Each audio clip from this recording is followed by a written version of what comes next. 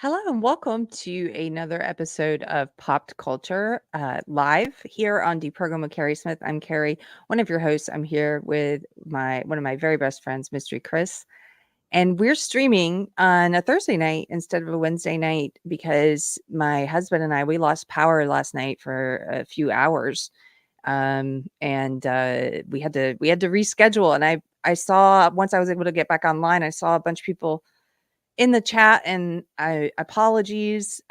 We need a generator here. And sorry about that. And hope you had a great evening. And I appreciate you if you made your way here on a Thursday night. Thanks for being here. You need a giant hamster wheel for that raccoon and have the raccoon generate electricity for your house. Make the raccoon work for me. Yeah. Yeah, it was crazy. Their power was still out in the neighboring town this morning when I went. I had to our king size comforter doesn't fit in the washing machine. It's too large. So it's one of those big fluffy things. And so I had to take it to the laundromat, and it took me 4 laundromats till I found one that was open because the power was out at the Jeez. first 3 and all the traffic lights are out and everything. So I felt lucky. We got ours back last night. It was a bad storm. But we need a generator all in due time. The next thing we're doing is we are in the middle of doing the floor in the music parlor. And and I should thank Randy from Georgetown, and our friend Benjamin came and on Tuesday and helped us do some of the yard work we had to do to get ready for the whole team of people that are coming to do the balcony in a couple weeks. And we had like lots of ditches that waited. Maybe it was like one main trench that needed to be filled with dirt so nobody breaks their ankle. So they helped us out, and then they helped us move a piano so we could do the floor in the parlor. And tomorrow I'm streaming my regular time at 1:00, but then the rest of the day I'm going to be staining those floors, and then over the next few days, finishing those floors, which I like doing. That's one part of renovation work I like. So that's what's happening next. Not that what nobody cares except you. Maybe. Hopefully you care. I watched this old house. I care. You're like, I already watch renovation shows. I don't need to know about yours. But I'm so excited because once we get to the team of people doing the exterior of the house, like that's when I hope we get rid of these raccoons once and for all. I'm obsessed with them. I can't stand that they're in the walls. The other day when our friends were here helping us, we took a break to have coffee or lunch or something. And I was looking at the window, and all of a sudden I could see little raccoon prints on the window on the other side, like in the dirt. Like a raccoon has been scrambling up and down that window, climbing it. It just makes me angry. As you should. You should feel violated. Yeah, he's and also because one of them is a very smart raccoon. He stole my peanut butter twice. Hasn't got. I've caught cats in the live trap. I have not caught him. He's too smart for the trap. He's like the Einstein raccoon, and it's just time for them to go. I mean, I know they were probably living here because this house, nobody lived in it for 20 something years before us, longer maybe. And so the raccoons are probably like, this is our house. Why? What do you humans think you're doing? It's just like Um, Beetlejuice. yeah, just like it. Well, welcome, guys. I see some regulars in the chat. Hey, Adam. Hey, Davina. I did see None of Your Business. Helena. Hey, Kendra. Davina said she didn't watch reality TV back when, so that's good, actually. I didn't watch a lot of it back then either. So most of these shows I've never really seen, but now I've seen clips of a lot of them, and it's trashy. So tonight's topic is trashy TV and specifically trashy reality TV, the reality format in the 2000s, how it exploded and how it's influenced not just pop culture but culture at large. And you suggested this topic. Why is this of interest to you? Because I hate most of reality TV. Like, I've only watched maybe a handful of reality TV shows over the years, but most of them I just can't stand. Because I remember when reality TV stuff got really popular, like late 90s, early 2000s. I thought it was a fad. I was like, "Ah, it's just gonna be for a few years."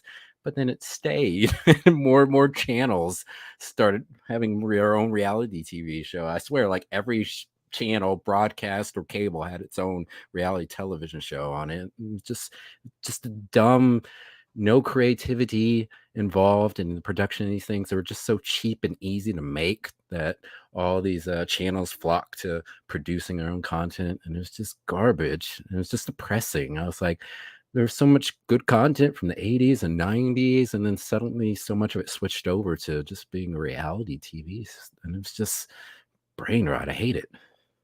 And it's influenced so much. Well, first of all, the lasting impact. You're right about that. We talked about this when we were preparing for the show, and you were saying to me, some of these shows, I forget which ones in particular you were talking about that you thought wouldn't be around for long. Maybe it was The Bachelor or something.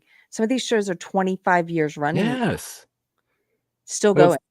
it's like Survivor, or was it Big Brother? Probably Survivor too, but Big Brother, I remember looking up, and there has to be a version of Big Brother in at least 40 different countries, probably more than that. But like Japan had one, Russia, Venezuela. It's like any country you can think of, except for the African countries. But everything else had their own Big Brother. Because they're busy with surviving. They don't have time for Big Brother. A real survivor. Chased by a lion every damn day. Did you ever see the TV show Dead Set? No, I didn't heard. Never heard of it. Uh, I watched this. It was I can't remember if it was British or not. It's been a long time since I've seen it. It's a series, a 5-episode series about a Big Brother style reality show, but a zombie outbreak happens while they're in the Big Brother house. And it's great because you get to see all these just completely narcissistic people on the set of the show be, hunted down by the zombies, eventually break in. They don't know what's happening in the outside world. I recommend that instead of Big Brother. But The that's interesting thing too about reality television shows is that its appeal is supposed to be because people are getting a glimpse into the real lives of real people, but apparently real life is boring, so they had to make up a lot of it because most of the reality TV show stuff is fake, at least to a large degree. yes, And so many people on these shows, even if you don't tell them they have to act a certain way, they will. It's almost like Jerry Springer. Like, I do believe a lot of people purposely planned to go on and they had lines memorized, but I think a lot of people just knew, oh, you're on Jerry Springer, they want you to throw a chair and fight. That's just what you do. And I think a lot of people on reality TV shows knew that, they had to fit into some kind of archetype, and that'll help get their name out there. They become influencers, and of course, a lot of kids watching that go to TikTok and they want to be influencers for just being, they don't offer anything interesting, but just hanging around, and they want to be yes. popular, just like so many people on reality TV. And so I hate this democratization of reality for just regular people, like television entertainment, featuring these regular people. It's depressing. Well, like Texas Sheep Lady says, hello, lady. She says reality TV is just public gossip. It is so much of it is just uh, the worst, most toxic parts of human nature and relationships. And then that's the parts of it that are real. Then it's just a lot of it's also faked toxic relationships and fake toxic parts of human nature just to get the views. And it's interesting. I think you can also see a lot of that has bled over into other forms of media, like on YouTube. There's entire very popular, there's all these different genres of YouTube, right? I was talking with some guy, I did a pre-recording today, and we were talking about there's lawn tube, which we're getting ready to do our lawn, so I've seen some of that now. All the people that talk about lawn care. But one of the genres is this drama tube stuff. That's just people who just all of their videos are about other people's videos all of their videos are about attacking other people and going into the relationship drama of people who, like you and I, people who appear to do commentary. And then people can sometimes be in one genre of YouTube and then get sucked into that. Like, you could be in lawn tube talking about lawns, and then you got a beef with the other lawn guy, and the next thing you know, you're just doing drama tube stuff about the other people you hate. And I think a lot of that's influenced by the reason that's popular anyway is for the same reason that trash reality TV is popular. Yeah, People reminds like me a to lot of see. rappers in like in the late 90s, early 2000s. A lot of them faked having a beef with one another, and so they could both all sell a bunch of records. Yes, I think some people, YouTubers do that. I think some of Yeah, them, like, have an agreement, we're gonna hate each other for clicks or something and do attack videos, you on me and me on you, and go back and forth. I think so. It seems that way sometimes. yeah. I don't know. I mean, they definitely do that in reality TV, so that's what we're here to talk about. We're gonna talk about, let's start with one of the biggest ones. Now, I've divided these into categories, and as we go on, let me mute this during the ad. Sorry, I still haven't gotten rid of the ads. Uh, as we go on, I might change these categories, or if you guys in the chat, if you think that the categories are incorrect, let us know. But the first two that we're going to start with are two that I think, out of all the trashy reality TV in the 2000s during the reality TV boom, that were, maybe these two are the least unhealthy. These two are actual competition shows, Survivor and American Idol. Okay, so one is a competition show showcasing is supposed to be showcasing talent, musical talent, and the other is the competition show that is showcasing survival skills. Like, they actually have them do competitions on the show. It's not like Big Brother. It's not like Big Brother where there's a competition, but it's really just a social experiment. It's really just a popularity test. So I set these 2 aside, and they're both very popular, and out of every show we're gonna talk about, I think, and I don't know if you agree with me, but I think they're maybe the least toxic. Oh, you think these are the least? Yeah, these That's it. Okay. Okay. you may not agree. We're gonna watch the Survivor trailer. You don't have to watch all of that because I realize it's 2.5 minutes, but Did you watch the show? nope. Yeah, me either. I mean, I It's just boring to me. it's so I'd rather watch popular. Gilligan's Island. That's You'd my rather Survivor. the real Survivor. It's so popular that it's one of those things you know about even if you didn't watch it. Like, we know about it. I've seen clips and stuff, but no, I never watched this either. Okay, let's play it. You are witnessing 16 Americans begin an adventure that will forever change their lives. 16 strangers forced to band together, carve out a new existence, totally accountable for their actions. They must learn to adapt or they're voted off. In the end, only one will remain and will leave the island with $1 million in cash as their reward. 39 days, 16 people, one survivor.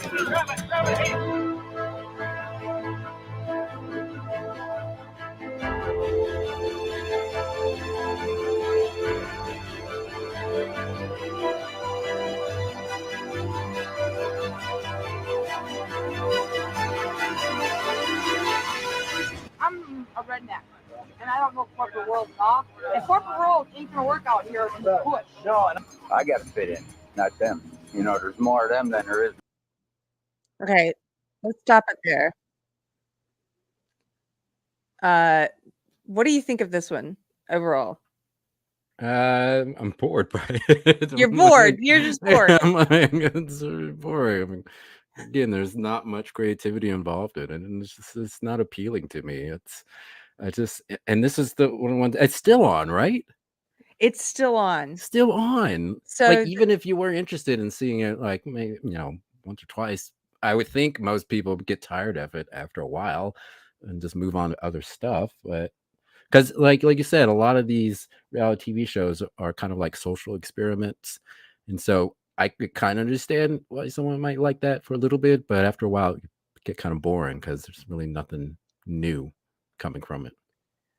I think that these had somebody in the chat asked, did anybody here watch these? Nobody copped to it yet. I didn't watch it, but I do have friends who Somebody did, and I think there was drama even in Survivor, but I at least appreciate the fact, again, given the whole class of these shows we're about to talk about, I at least appreciate the fact that they had some pretense of a competition, or they had something going on besides just let's watch put people together for drama. They had a competition. So Tweet Girl, thank you for the super chat, lady. Thanks for hanging out with us. For Canadian $5 super chat says, I'm still waiting for Survivor Canadian Tundra. What Survivor Compton? There's some Survivor. white people in Compton to survive. Oh man, was that really a thing, Canadian Tundra? So I don't have a whole lot to say about that one, and we have a lot to cover. So again, these are the two, in my opinion, the two least toxic. Well, let's just move right on to the next one, American Idol, which again, you mentioned these are both long running. So Survivor premiered in 2000. It's still going. It's a 24-year run so far. It's crazy. American Idol premiered in 2002. It took a 2-year hiatus and picked back between 2016 and 2018. Picked back up again, still running. Still Wildly popular show. Yep. Did they cancel after Simon whatchamacallit left? I'm not sure why they took the hiatus. I don't know. Maybe there's an American he jumped Idol ship fan. to what is it? America's Got Talent? Is that the show he's on? I think he's on America's Got Talent. So many of them. Which I briefly looked into that one. I know we're not covering that one, but I was looking at some of the spinoffs and different similar format shows that became popular. Because what happens, TV buyers, at least when I was working in entertainment, if there's a hit show like American Idol, then all these other networks want the same thing, something very, very similar. And so people start pitching similar format stuff. And that's why you see a lot of these same sort of very similar copycat shows, even if they're not direct spinoffs. And America's Got Talent, I just looked it up to see what that show is doing right now. And the winner of the most recent season, now, if there's any fans of the show, explain this to me in the chat. The winner was a dog trainer, and his dog. And his dog? Yeah, he and his dog won. And I just felt, I was looking at some of the other finalists who were actual singers and musicians. And I'm not saying it does require talent and a lot of skill and hard work to be a great dog trainer. But when you looked at his performances with the dog compared to what they were doing, I just... What? Wait, what? Did the dog sing? No, he would play songs and then do a comedy routine with his dog. That he had trained his dog to, do this comedy routine with him. I thought American Idol was like more serious. Like that sounds more like America's Got Talent. I'm talking about America's Got Talent. Oh, it is. Okay. That's how I was looking at it, and I was a little shocked that the dog won. Oh, I can understand that. So, long story short, Tiger and I are going on the next season. He got plenty of costumes for him. He does have plenty of costumes. Okay, so William Hung. I'm so obsessed with this guy. Set this up. Why are you obsessed with him? Because he's so bizarre. So this William Hung was a contestant on American Idol, I think in the first or second season. And he's might have one of the worst auditions ever. He might be special too, special. I'm not entirely sure, but he's just a very interesting guy. Now, I didn't watch the show, but I saw all these clips of him back then. This was very popular. Everybody was watching clips of this guy. I knew his name even from back then. I currently study at UC Berkeley right now. But it's kind of odd, like why I chose to even audition in the first place, because my major is civil engineering, which is not related to music. But I really like music. I want to make music my living. Talk to me, tell me your name. You blow me off like it's all the same. You lit it fuse and I'm taking away like a bomb. Yeah, baby. Talk to me, tell me your sign. You're switching sides like a Gemini. You're playing games and now you're hitting my heart like a drum. Yeah, baby. She bangs. Oh, baby, when she moves. I go crazy cause I hear you cackling over there. This is like the only time American Idol was like good. Like I never really watched it regularly, but if I did watch any bits of it, it was always like early on for like the terrible people who couldn't sing. That was interesting. That reminded me of like Showtime at the Apollo when you had like terrible people and they get booed off the stage. But once you got all those people out the way, you had people who actually had talent. I was like, I'm bored. Was this part of the appeal, was watching people who weren't good? Yes. And so in a way, I'm not shaming you for the laughing. It is funny. But in a way, is it kind of a maybe appealing to our nature, or the maybe a bad part of our human nature of wanting to laugh at people who are bad at things? Yes. But think they're good? Yeah. Okay. So I thought about including To Catch a Predator in here, but I don't think it's technically a reality TV show. But I always thought people watch that show because it makes us all feel better about our lives. We're like, well, at least I'm not that guy in his underwear trying to meet a 16-year-old. Yeah, people like to see others. This is a bad part of human nature, is that people like to see others at their downfall. I think you're right. It makes people feel better about themselves. A humiliation ritual. That's the way Davina puts it. Yeah. You gave me another clip of him. Now I didn't know after his failed audition, but it went huge. His failed audition. He obviously didn't get on the show. He did, but he had a career after that because that video went so big. I didn't realize he put out a music video. Yeah, 15-minute career. Yes. He put out a music video. He was on a bunch of talk shows, Jay Leno, a bunch of others, but somebody decided to make a music video with him in it, and that was a thing. Did you see this when it came out? Yeah. Just play You a little love bit. it. I know. Everybody's trying to get a piece of William here. What are you doing?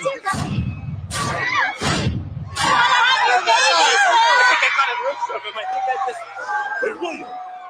I'm Tony, the record company guy. Nice to meet you. I want you to meet your new girlfriend, Amanda Swiston. Hi, nice to meet you. Hi. Hi. Nice to meet you. Let's get this video on. Yeah. Come on, let's go.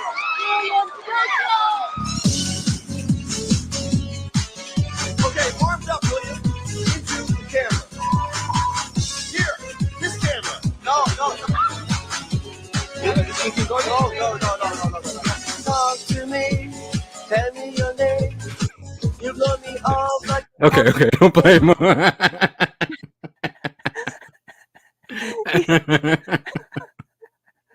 What do you love about it? It's funny and sad at the same time because he clearly still thinks he's good. Like he's clearly lacking awareness that a lot of people are laughing at him because he's bad, and that is very mean. But I can't help but laugh. I'm sorry. It's kind of I find it endearing though that you find it so funny. Yeah. Because it's very simple. It's like laughing at people falling downstairs or walking into a door. You're getting hit in the nuts. It's always hilarious as long as it's not me. So you've got some other clips here. 20 years later, what's that one about? So yeah, this is just a recent news report came out that caught up with him because I was wondering what happened to him.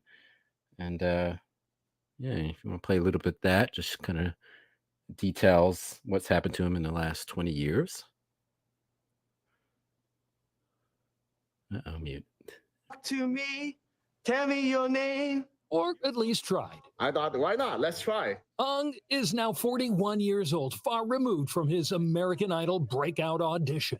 Even though he was promptly booted from the competition, his performance struck a chord. She walks like she talks and she talks like she walks. A good chord with fans.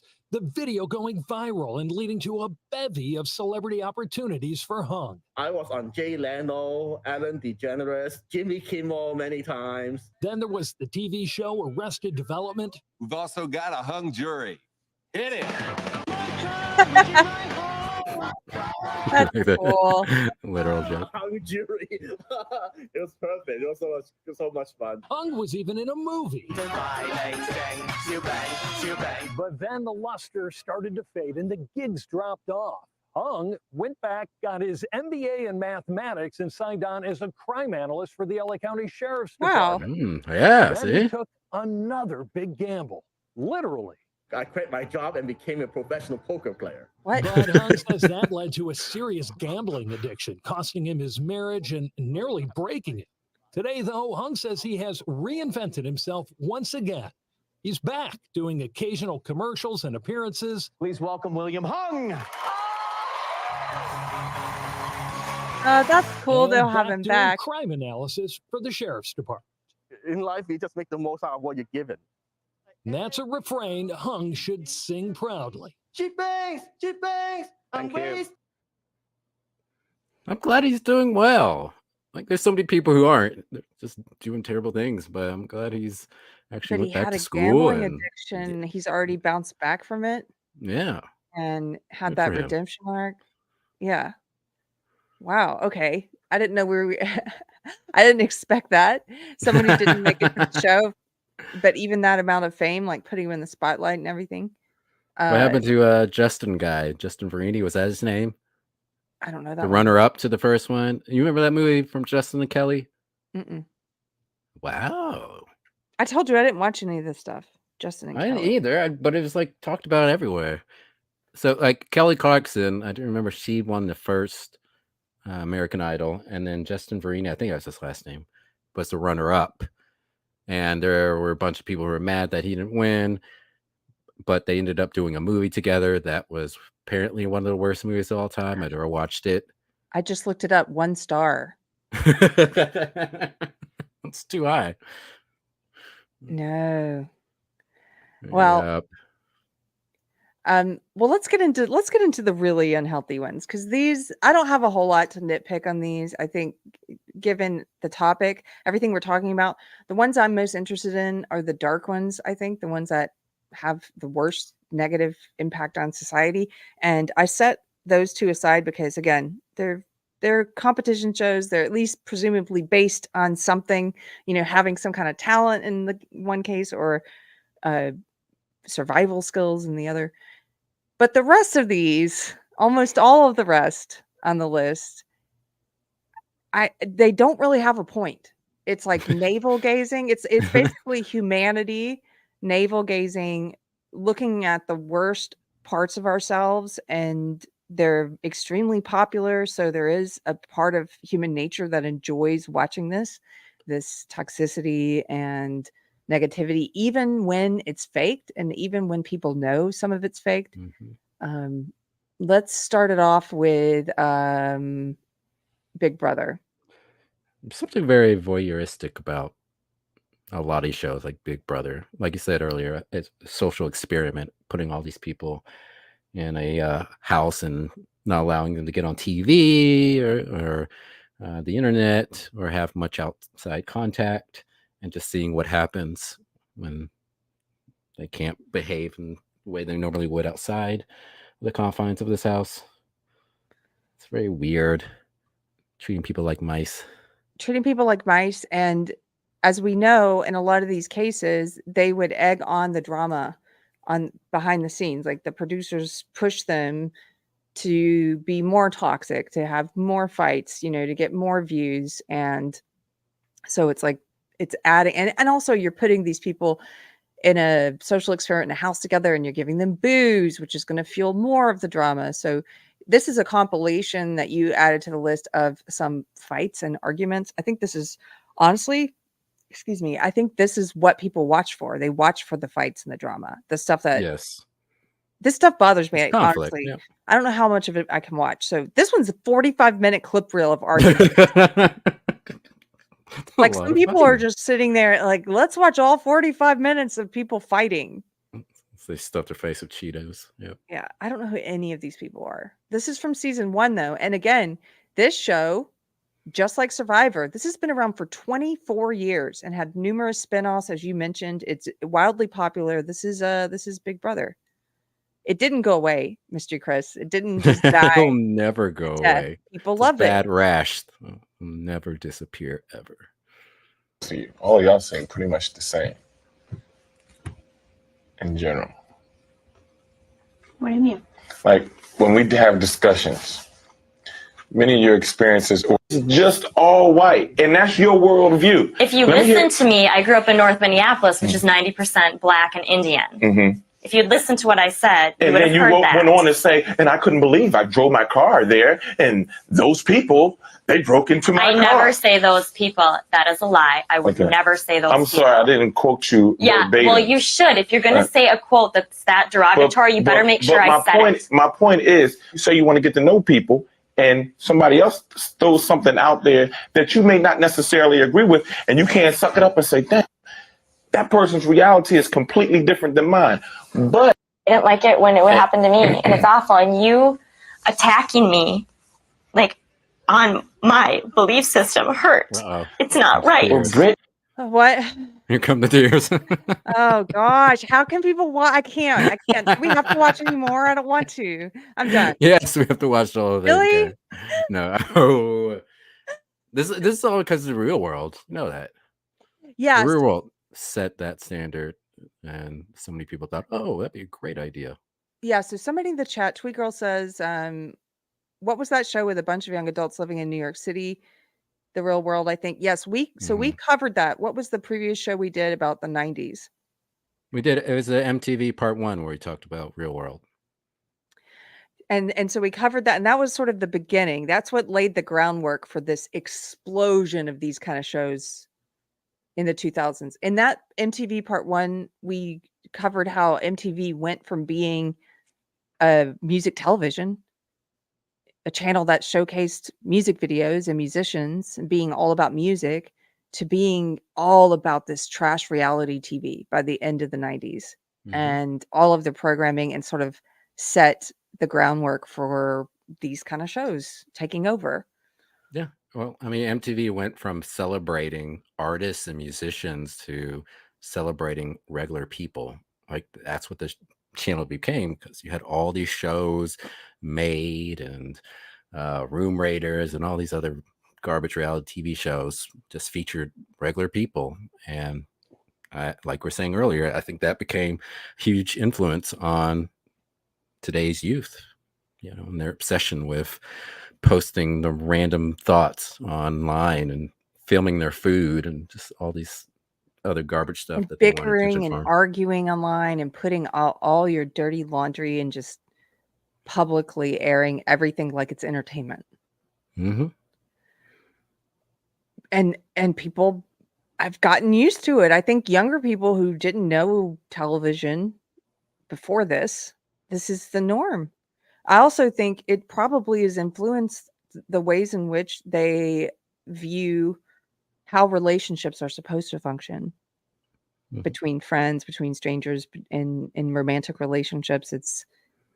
I think it's negatively impacted the way young people, well, they're not interacting. If you look at stats, a lot of young people are not dating, and they don't go out, and they don't have friends. Their whole life is online now, a lot of them. And even then, they're projecting something that they're not. And it's like this weird persona or avatar online that's them. It's not the real thing. Yeah. And it's gotten way out of hand. And I don't know how we get out of it. It's like a brand. They're brands, or, an avatar. That's a great way of putting it, that they're sort of beaming into the world. This is what I am. Yeah. Hey, Anne. And Pinkava from Politically Incorrect Knitter says, I can't do it either, Keri. That was something. Girl, and there's so much of it. That's why I was like, we can't watch any of this. All of these shows are like this. It's like, pick your brand of trash. 24 years of that. And Big Brother actually got started in the Netherlands. And Then it came to the US in 2000, but I believe it was 97 got started.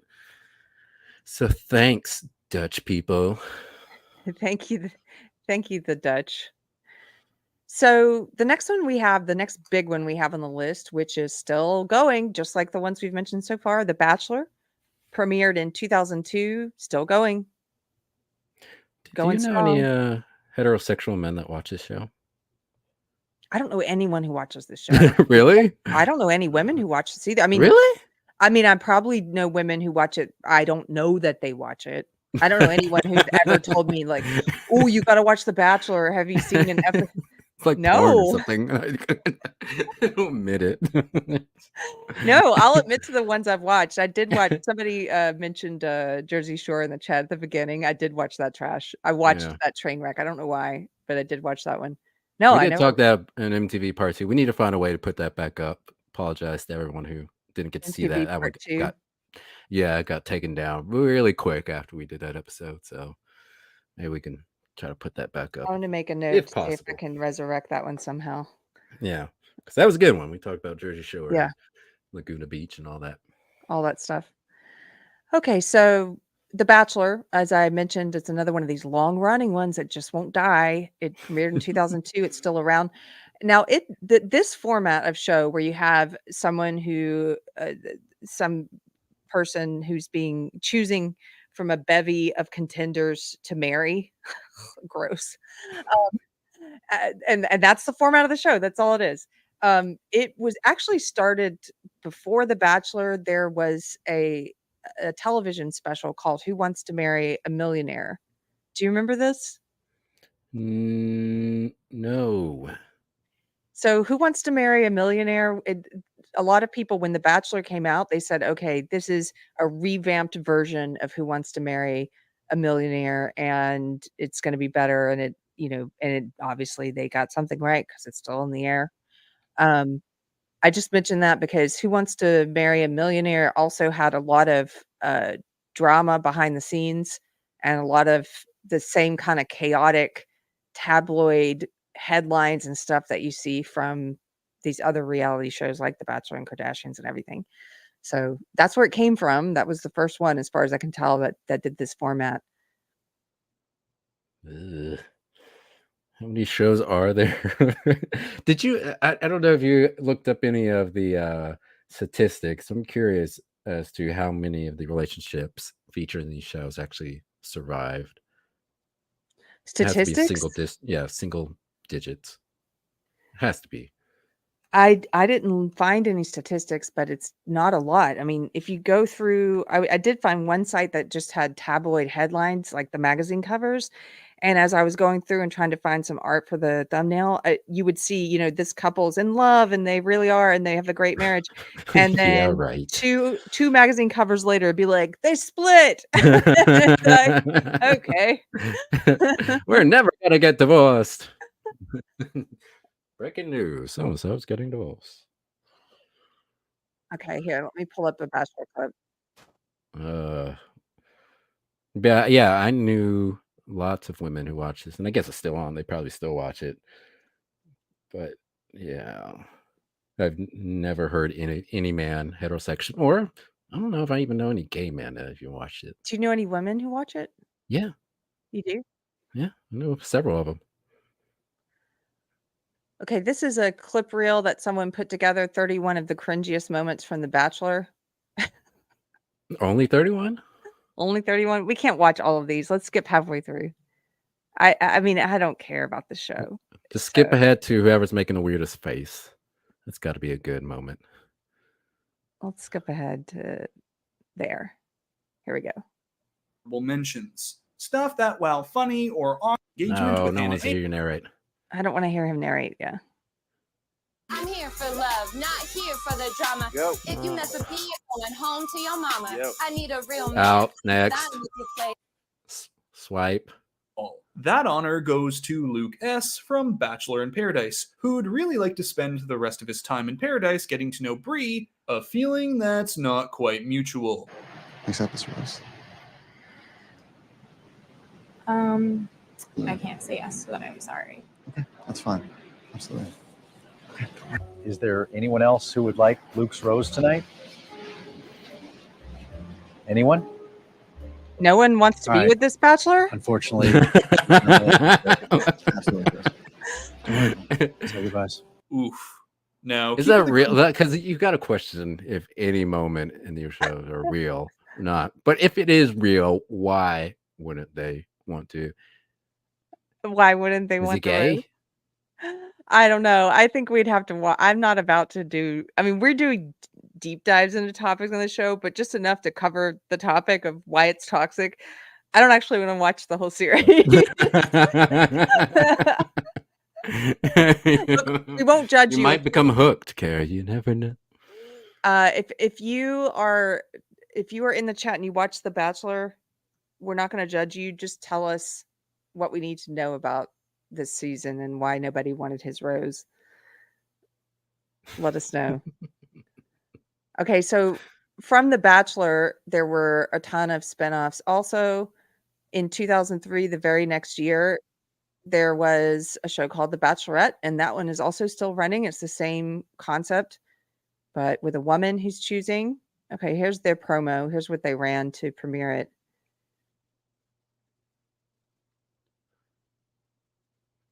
If you like intense competition, then you'll love The Bachelorette. That's such a weird promo. Trying to win the ultimate prize. She's hot, she's in charge, and she's Clearly geared towards men. Still not watching. The Bachelorette kicks off sizzling Wednesday. Here's the thing about these shows. Because now, if you skip ahead, I know we're talking about the 2000s, so I'm not going to talk about the ones that came after that decade, because that's not tonight's topic. But I have seen some kind of shows, the way this has evolved, and now the way that there are dating shows today, like Love is Blind and other. And the thing about those shows is that, and the same thing with The Bachelor and The Bachelorette, think about the people that it's selecting for. So the people that it's selecting for, the people who are going to apply to be on a show like that, number one, they have not been able to find a partner in real life. Now that doesn't necessarily mean anything. It's hard to find quality partners today. But number two, they think the best place to find someone is on a reality television show. But how many of them actually think that? How many you think are actually looking for love versus they just want to be on television?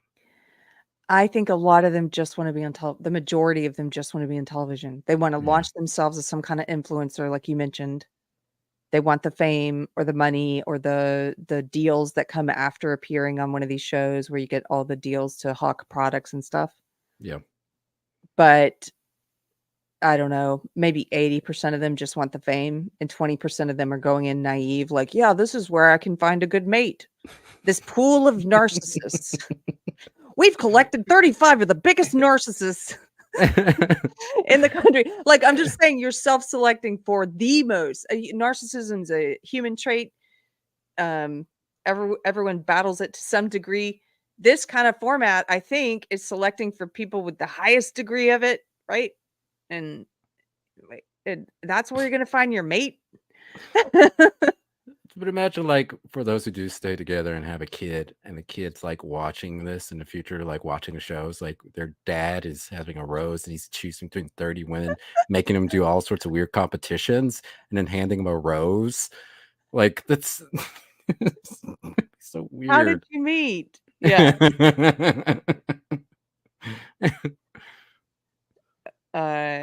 Let me just bring up something else.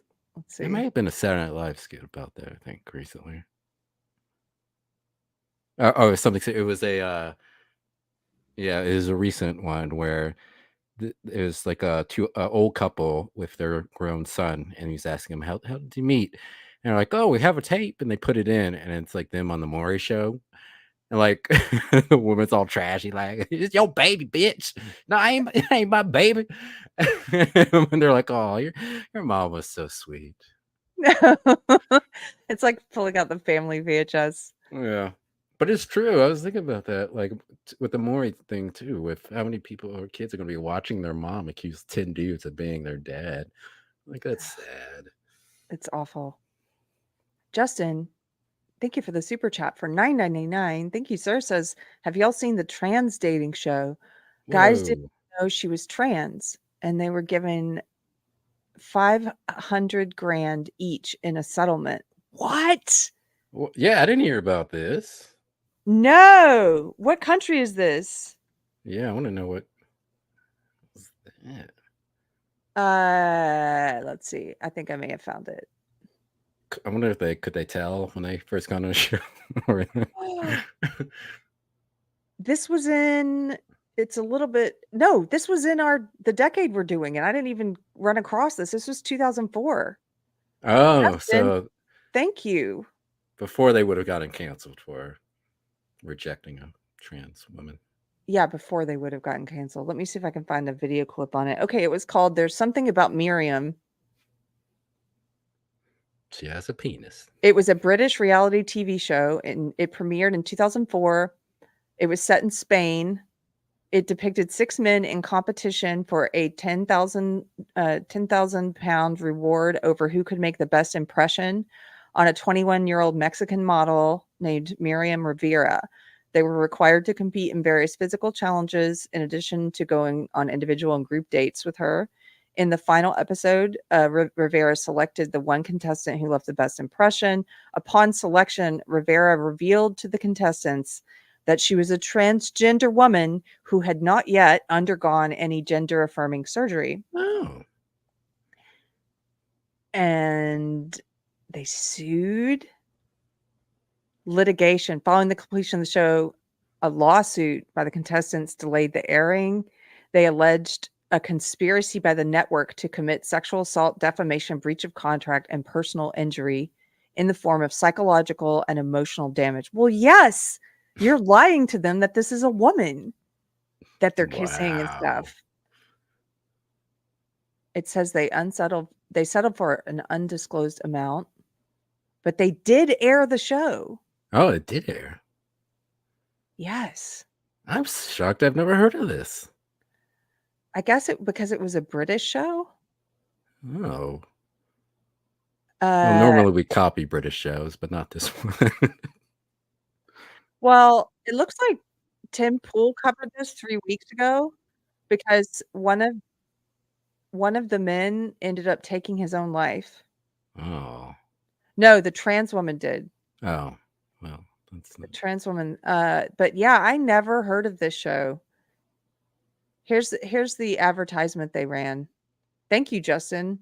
This was right in our timeline of what we're discussing tonight. How I mean, just talk about exploiting people. And by the way, the trans woman.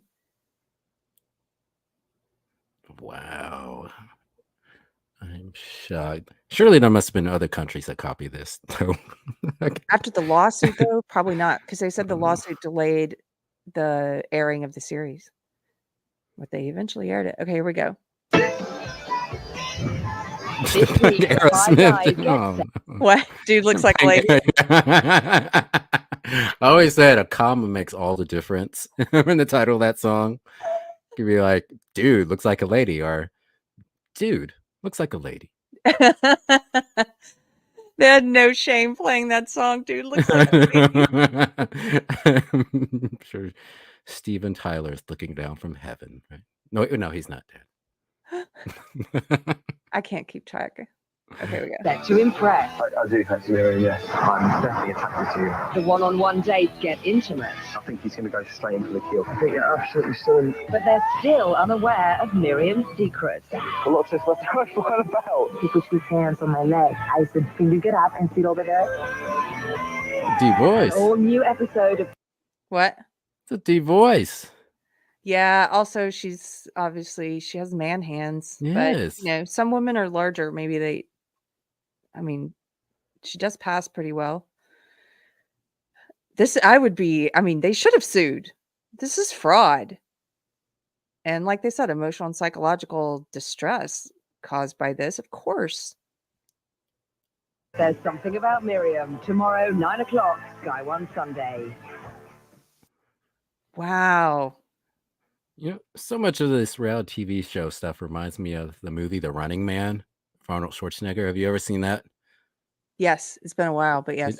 It kind of reminds me of that, like reality TV is just evolving into like this awful blood sport, just exploitation, just the horrible things you can think of for entertainment. It is. It's the worst things you can think of, and it's funny because all of this stuff I think has influenced what we now see for online and on YouTube, on TikTok, on everything.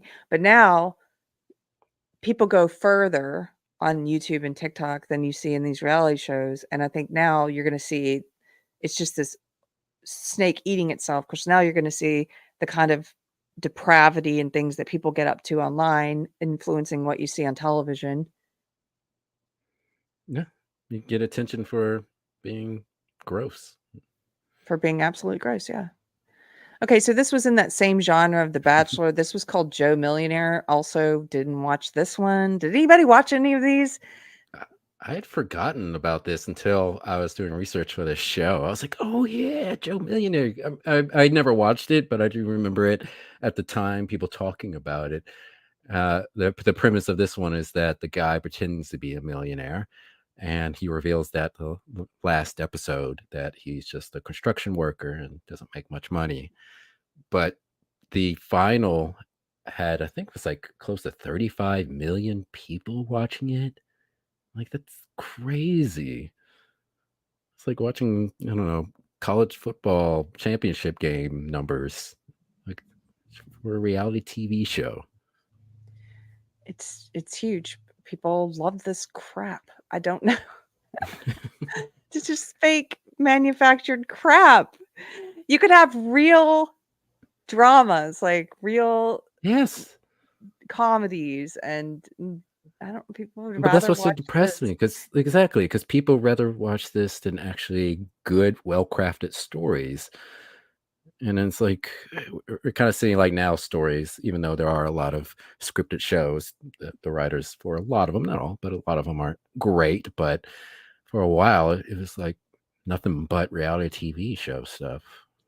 Like especially that first decade, 2000s. I say like 2000s to mid or late 2000s. Like once you had A&E come up with Mad Men and then Walking Dead, then you start seeing other channels start to try to develop their own dramas, 1-hour shows.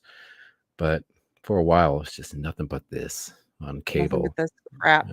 And of course, and like you said, it almost never works out. Almost never. I mean, this guy, the woman he picked, are they still together? No, of course not. Of course not. I actually watched the video of Joe Millionaire now, and he was like, I wish I was on that show, because he apparently went back to construction afterwards, and he's still single. Let's watch it. Let's watch this a little bit. This is the story of an average Joe who makes only $19,000 a year. And what happens when he is transformed into a multi-millionaire? Is the volume turned up all the way? Thank you. And then invites 20 Yeah. Sorry for the volume, guys. to a chateau in France, who believe he has just inherited over $50 million.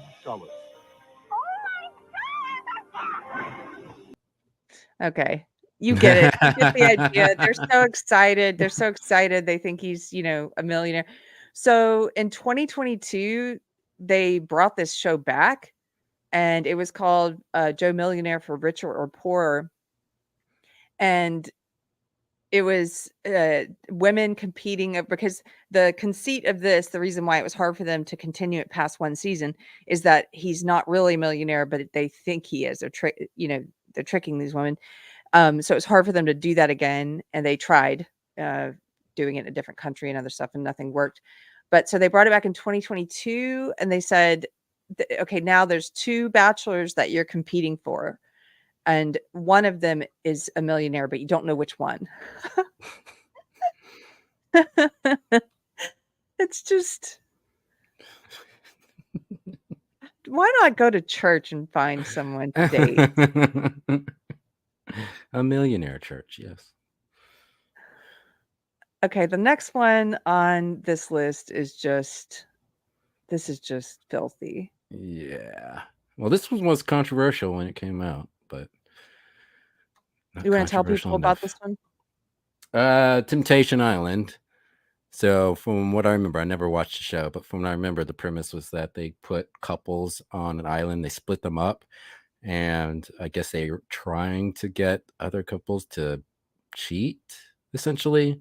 Yes. Yeah. And so it is supposed to be a test of their relation, the strength of their love. It's awful. It's 4 couples, they bring them on and they separate them from now they're unmarried couples, but they're trying to test their fidelity.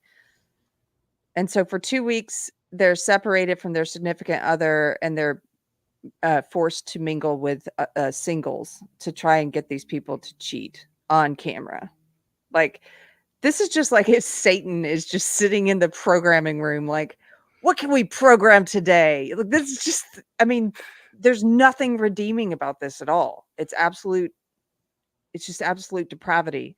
Let's see The if we fact can tempt that people into people were cheating. okay with this being on TV, like the people who are on the show, because a lot of people cheat, but you would think there's still some shame, not wanting everybody to know that, but putting yourself on TV in a show that's designed to try to get you to cheat, like why would anybody want their friends and family to see them in a show like this? Yeah.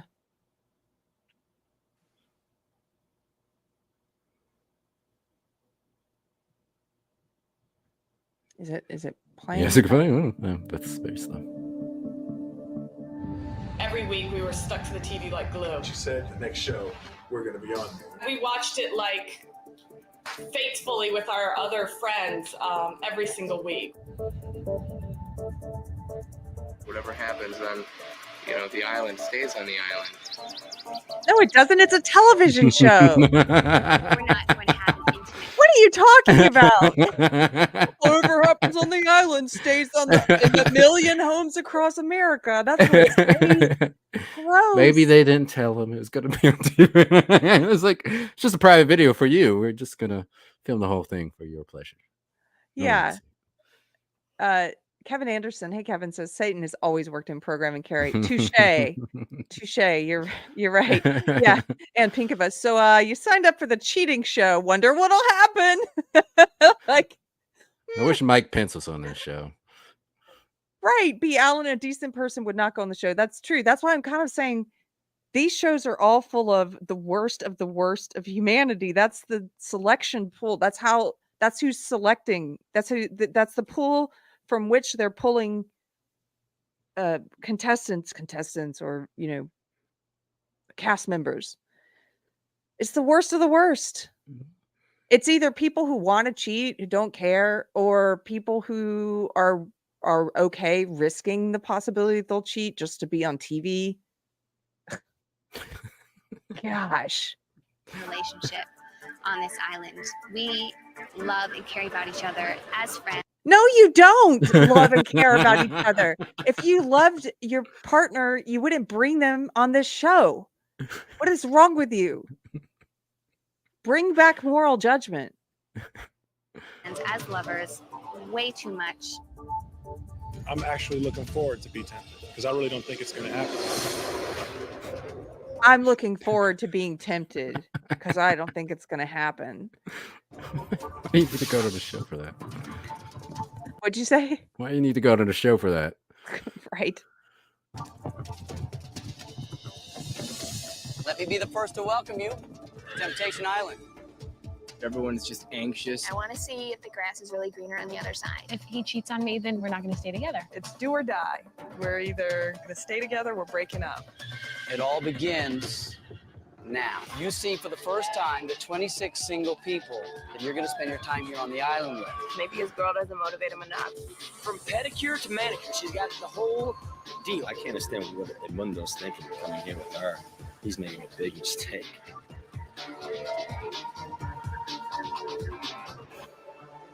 It is kicking up like that pretty rough. Must be a storm coming in. I trust him with my life. I miss him so much right now. We voted off all these beautiful, innocent women and left all the prostitutes. It was not him. This is just absolute debauchery. Do you remember when we did our 1950s episode and it was like Father Knows Best? And it was like shows that were teaching, that were entertainment, but they were teaching good values. It's almost like that's completely foreign now. Like people don't even think that that's possible, that a show could be entertaining if it's teaching good values. Like we're so used to, we know we're living in an age right now where we know that bad values can be entertaining. It can be. I've watched shows that promote bad values. They can be very entertaining. Some can.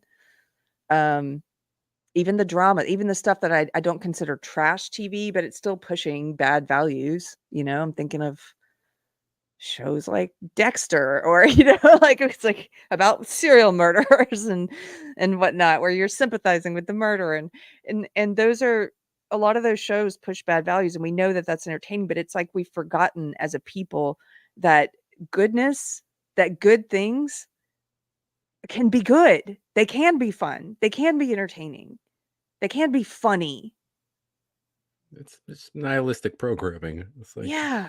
there are no higher moral values for many people. It's just being reflected in so much of the entertainment we're watching. I think that's one of the big issues that's been going on prior to all the politics and stuff being inserted into storytelling. But you really start seeing that creep in a lot of stories, and here we are. Here we are, just absolute craziness and meaninglessness and nothing. It's like this kind of stuff, I used to consider it, I think when it first started coming out, it was like, it's sort of like you. I didn't think that the trend would last. I didn't think this would remain so popular.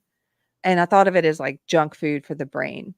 And okay, well, you could have a little bit of junk food once in a while, right? But don't overindulge. And now I'm starting to think like, I don't think it's good at all having it out here. No. So this is one I've heard a lot about, also haven't watched, but it's had many spin-offs. It's become a part of our common vernacular. It's, promoted lots of water cooler conversations. I've heard references to this show a lot. It's called The Best Housewives of Orange County. It started in 2006. It's still running in 2024, and it's had plenty of spinoffs in other cities. And it's just about, a lot of it, I think, is, some of it is faked, some of it's real, but they take these supposed real people, and it's just about the worst parts of human nature, as far as I can tell. Just absolute narcissism, depravity, drunkenness, fighting, sexual promiscuity, just everything awful.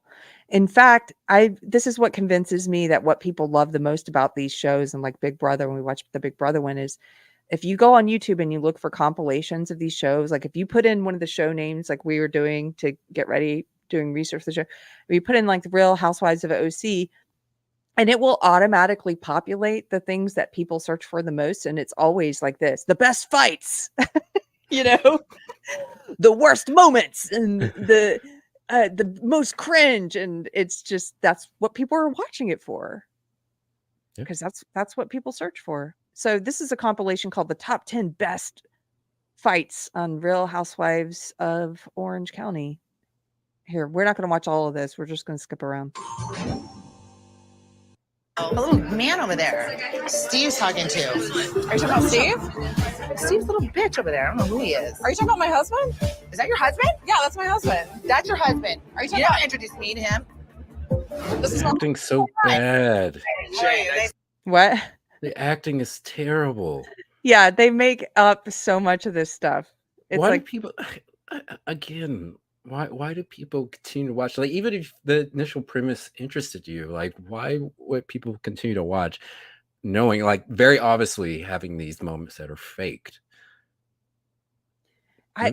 they're happy with it. Well, listen to the music. We've done music reviews before. I mean, the music that people listen to today too, the quality of this is crap that people listen to. That's why they're willing to accept AI music, because most of what it passes for popular music today is so manufactured and produced by algorithm and voice tuner, auto tuner, all this stuff anyway, with people not even playing real instruments. So of course it's like, oh well, let's just make the jump to AI then, because Well, it's not real.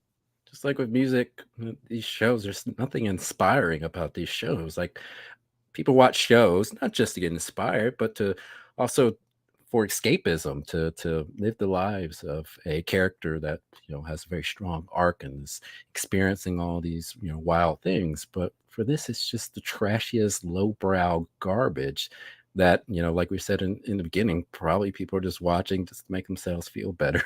I think that must be the main reason, because what value does this have outside of that? I think it's also think about the dark parts of human nature that get titillated with stuff like this. It's not just so that they feel better about themselves, and so that's pride, right? They're feeling prideful, but there's also this weird glee that I think people have in seeing this kind of stuff, like seeing fighting, even if it's fake, but seeing drama and toxicity. And some people, the darker the personality, the more they love it. I think it makes them excited. I've seen that before with some drama tubers who they just love it. They love watching other people's toxic behaviors or other people's downfalls. Yeah. Let's skip around a bit. No, I don't know. You shouldn't have said anything. It's none of your business. It was an A&B conversation. Well, you should have came to my table where him and I were eating and speaking. Your table? This is your house? We eat the boat because I wanted to. They didn't. I never thought as a pediatrician that I would. No. I know. I've got to get the ad blocker back. I don't know what happened. I'm going to though. What's going on? Are you seriously upset because I ate the boat? Get over it. Well, it was pretty rude. It's my party. It's my cake. You picked off a piece of the bow and ate it? See, I think the thing is she's changing her name to my name. And that's sort of the cake. It's sort of not So cool. stupid. The comment even stupid. Well, I ate a part of the boat. Why? Just a piece of There's food it. here. I am bored with this. You go get yourself together or you may leave. She needs to chill a little bit. I don't. I'm trying to help her. She started it. You think I'm blind? Of course something's brewing between the two of them. I've been seeing it for the last few months. Nothing's been brewing I in just my think head. that there's been something brewing between I them. just don't understand why you would say that to me. What are you doing? Relax, Vicky. Stop letting him tell you what to think. He doesn't tell me what to think. Really? Really? No. Arr. He just said she gave you the evil eye. You did give her the evil eye. Who is this person? Somebody bring Tampa back. No matter what, you don't talk the way to me or him ever. You're supposed to be my friend, my friend, my soulmate, my sister. Get out that way. That means you have respect for the man I love. I would never speak that way to Ed. Wish I had a guy from that video. Quiet, this is library. Never saw that video. Awesome. Quiet, this is library. What's that from? You ever seen that video of these like crazy college kids like protesting in like a library? This guy comes out and goes, quiet, this is library.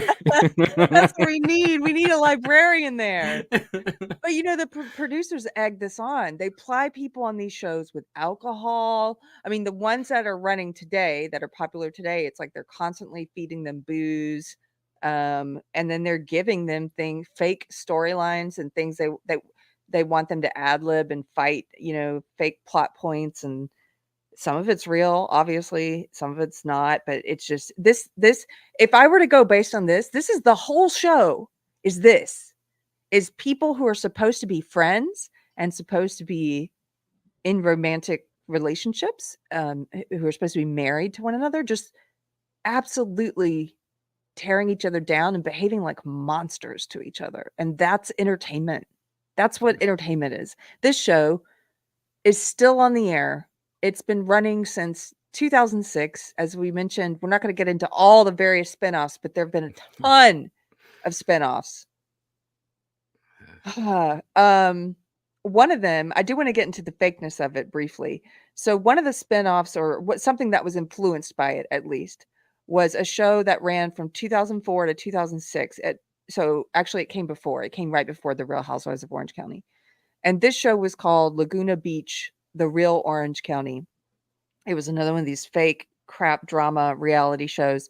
And then that show had a spinoff called The Hills with two of the people from the first show. Now, they're characters, though. I almost want to call them characters, even though they're real people. But the two stars of that show it was this couple called Heidi and Spencer. And they ended up doing a series of interviews where they talked about how much of these shows, how much of the after the show ended, they talked about how much of it was fake. So this is Heidi and Spencer discussing that on some talk show called Bethany, which look at the way she spells Bethany. Gross. I'm kidding. Had to get a little joke in there because this stuff that fighting was pretty heavy. Okay, let's look. This is about the fakeness of it all. We had Kristen Cavallari on here, and she was kind of saying that she would be texted things that she should say in a scene. And I think that there are many people in the country that do think it's real. So is it not, it's not real? You weren't having those arguments really on the show that you were having, and you aren't the that you played on that show? No, he's not. Definitely, there are real shows. Like when we watch Bad Girls Club, I'm definitely like, oh, those are really bad girls. Right, you know, like, right. But on our show, you know, we knew, you know, the stakes, like the bonuses if the ratings went up. So it's like the producers, you know, no one forced us to do anything. We didn't. But you would get bonuses if the ratings went up. Oh yeah. What the hell was I doing wrong? Yeah, so right, you want to be like, what can I do to get the ratings up to get like a huge bonus? And So it's also hard because our show wasn't an even playing field. Like the Housewives and shows like that, it's everyone's an equal character. And to us, it was Lauren's show where she was the narrator and we had to fit into her storyline that she saw us fit into as well. So it wasn't really a show like they have now. So when when we got more into it, in the beginning, it was more real. And then as it progressed, you know, it's a little bit fake and then more fake and then everything's fake before you know it. There was a scene where you guys got into a fight in a car. And what, you got out of the car? You kicked her out of the car? There's some crazy scene. Tell me about the scene. The famous, like, oh, he's the meanest guy on earth scene is, right. So first they have Heidi fake like she thinks she's pregnant and needs to get a pregnancy test. So they even fake that part. It's like, well, okay, before we get to what we faked in the car, first, we faked that she thought she might be pregnant, and then we faked she had to take a pregnancy test. Like, all of it's fake. All of it. So okay. That didn't happen. So, okay. So then she tells me that she thought she was pregnant, and my response in the scene is, get out of my car. So then people are like, you left her on the side of the street. So, I mean, you know, look, so the edit is like me, you know, driving away. Comes on, and right. Heidi's just standing there like, oh no. And what really happened? What really happened is like 10 times. 15 takes, every angle, and she gets in the car and we go to dinner. 15 takes for something like that. It's supposed to be reality. They just take it over and over. But they save money because, as somebody mentioned in the chat, writers but no scripts. Yes, these shows would pay writers. If you look at a lot of reality shows, they have writers listed. But they're not writing actual scripts. They're writing sort of broad storylines of where they want things to go. It's almost like a LARP. I went to a LARPing convention once, and there were writers for the different LARPs. And they would write broad storylines where they tell your character some key plot points that they want to happen during this LARP. And it's like this. They're giving them plot points, and then you just ad-lib the rest. You fake a fight, right? Fake a fight with your... Go ahead. It's almost like Mad Libs. They just come up with a template and just apply that to every show. And just, this character is going to fight with this character. This character is going to do this. It's just the same thing over and over again. Yeah. And people still knowing, I mean, these aren't the first people to talk about how all of this stuff is faked, but people still just eat this up like crap junk food for the brain. I've got just one more clip. I cut that one off because that was enough of that one. But here's another one where they're talking about how fake they are with the paparazzi, which is true, I'm sure, for not just reality TV people, but a lot of people in entertainment. They call the press, they call the paparazzi, and then they pretend like they don't want the paparazzi there. First of all, you were on every magazine. I mean, You must have been stalked by paparazzi. What's that like now? They still following you? They still take pictures or no? They're never following us. They I weren't? was calling them. Oh, wow, you're so honest. I respect that. You were calling them. Well, we had a partnership with them. It's Really? big money in there. What do you mean? Was as Right. in every photo you take, they're selling them to the tabloids. So if you partner up with them and then you get a cut, so that's why. I have never. Wow, you cut a deal with them. Oh yeah. Not for like you're holding a product, just for you're Just sitting by the pool. Any photo you'd see. Wow, really? Wow, you were partners with them. I mean, what kind of percentage were you As taking? in, like, we were making like $500,000 from photos a year. Wow. Wow. I mean, I have to appreciate them being honest after the fact. Mhm. A lot of good it's done. I mean, a lot of these shows are still running. People don't seem to care.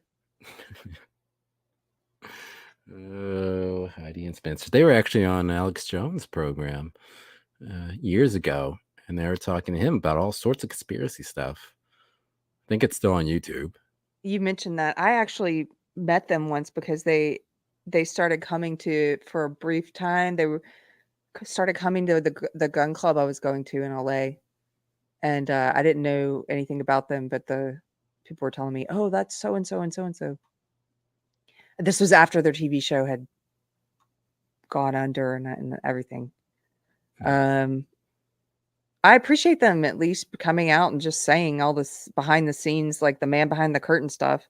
And it's probably like that, like I said, not just with reality TV people. A lot of these stars that you see constantly in the tabloids. And I mean, what was that joke about Meghan and Prince? Which Prince Harry. is it? Prince Harry. You know, leave us alone. Was that in South Park? Where they're on Yeah. like, oh, media, please don't follow us. We want to, and they're always saying that, and you're like, you're calling them. Gosh. It's so Everything's gross. fake.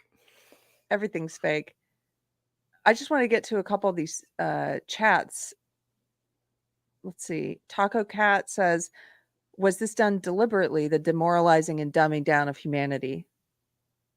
Well, it depends on what you mean by deliberately. I think so, because I'm a Christian and I believe there are powerful forces at work. Principalities, if you will. There's a verse about that in the scripture. And so deliberately, I don't think there are people sitting around saying, let's dumb down and demoralize Americans. Maybe there are.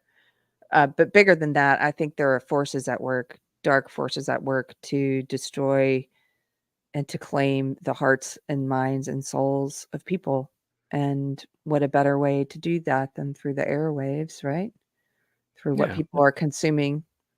Like there's obviously people who throughout history have contributed awful ideas to the general public, and that's kind of snowballed into various other horrible things. I don't know how well thought out a lot of that stuff was, but certainly people made these awful contributions to the public discourse and to entertainment, and that just became a bigger thing than I think many of them had even thought it would become. So yeah, at the very least, the people who are making the programming decisions don't care.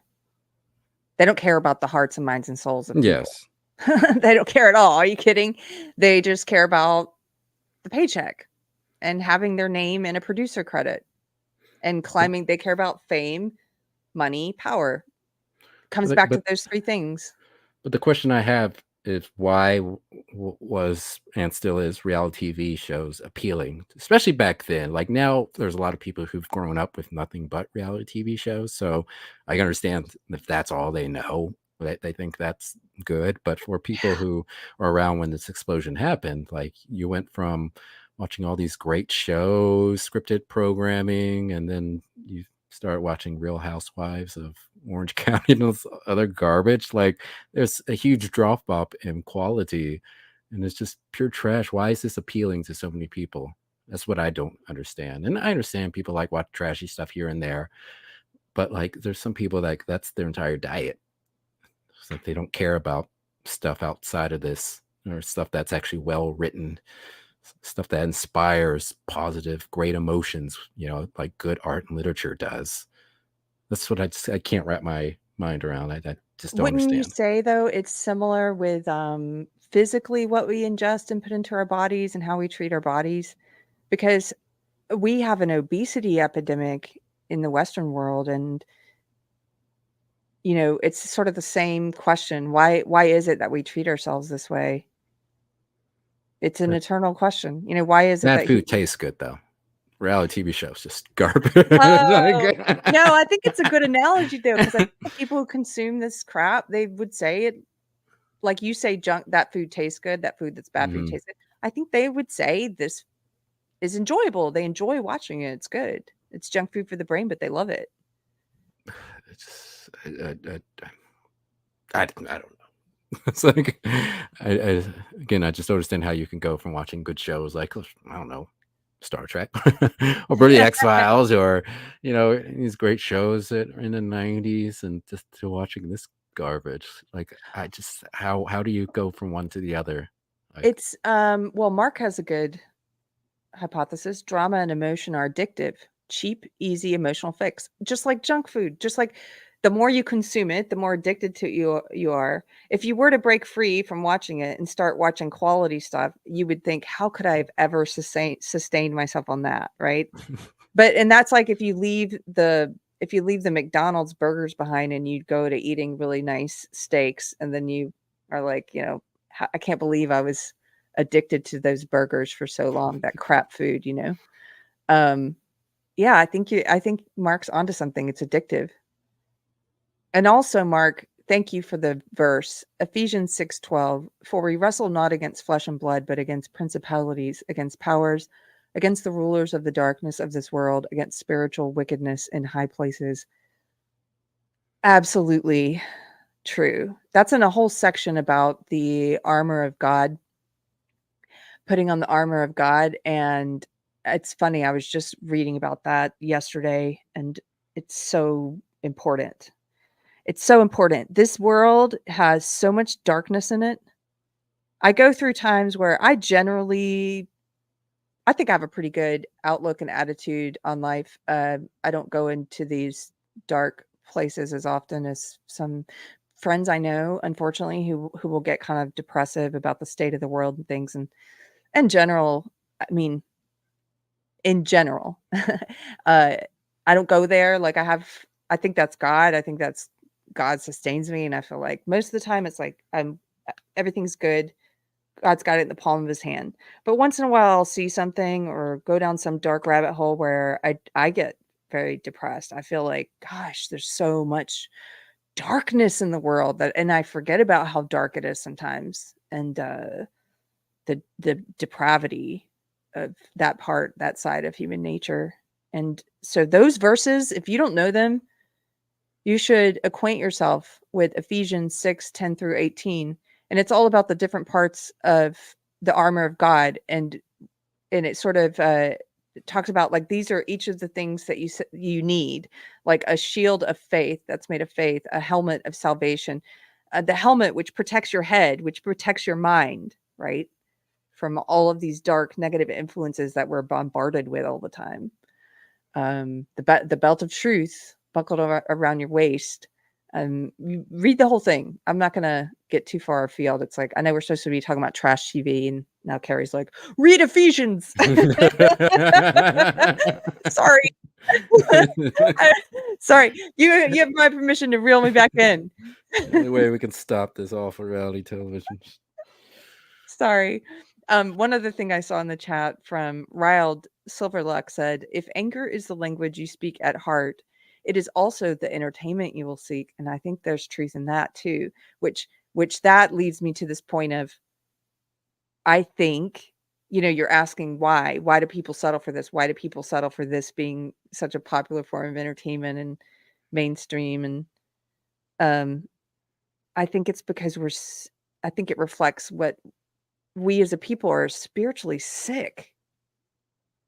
Like, I know that a human nature, it's always we have that capacity to be good or evil. But I think at this point in history in the West, in general, we're in one of the, culture does this, right? Up and down. It's this ebb and flow.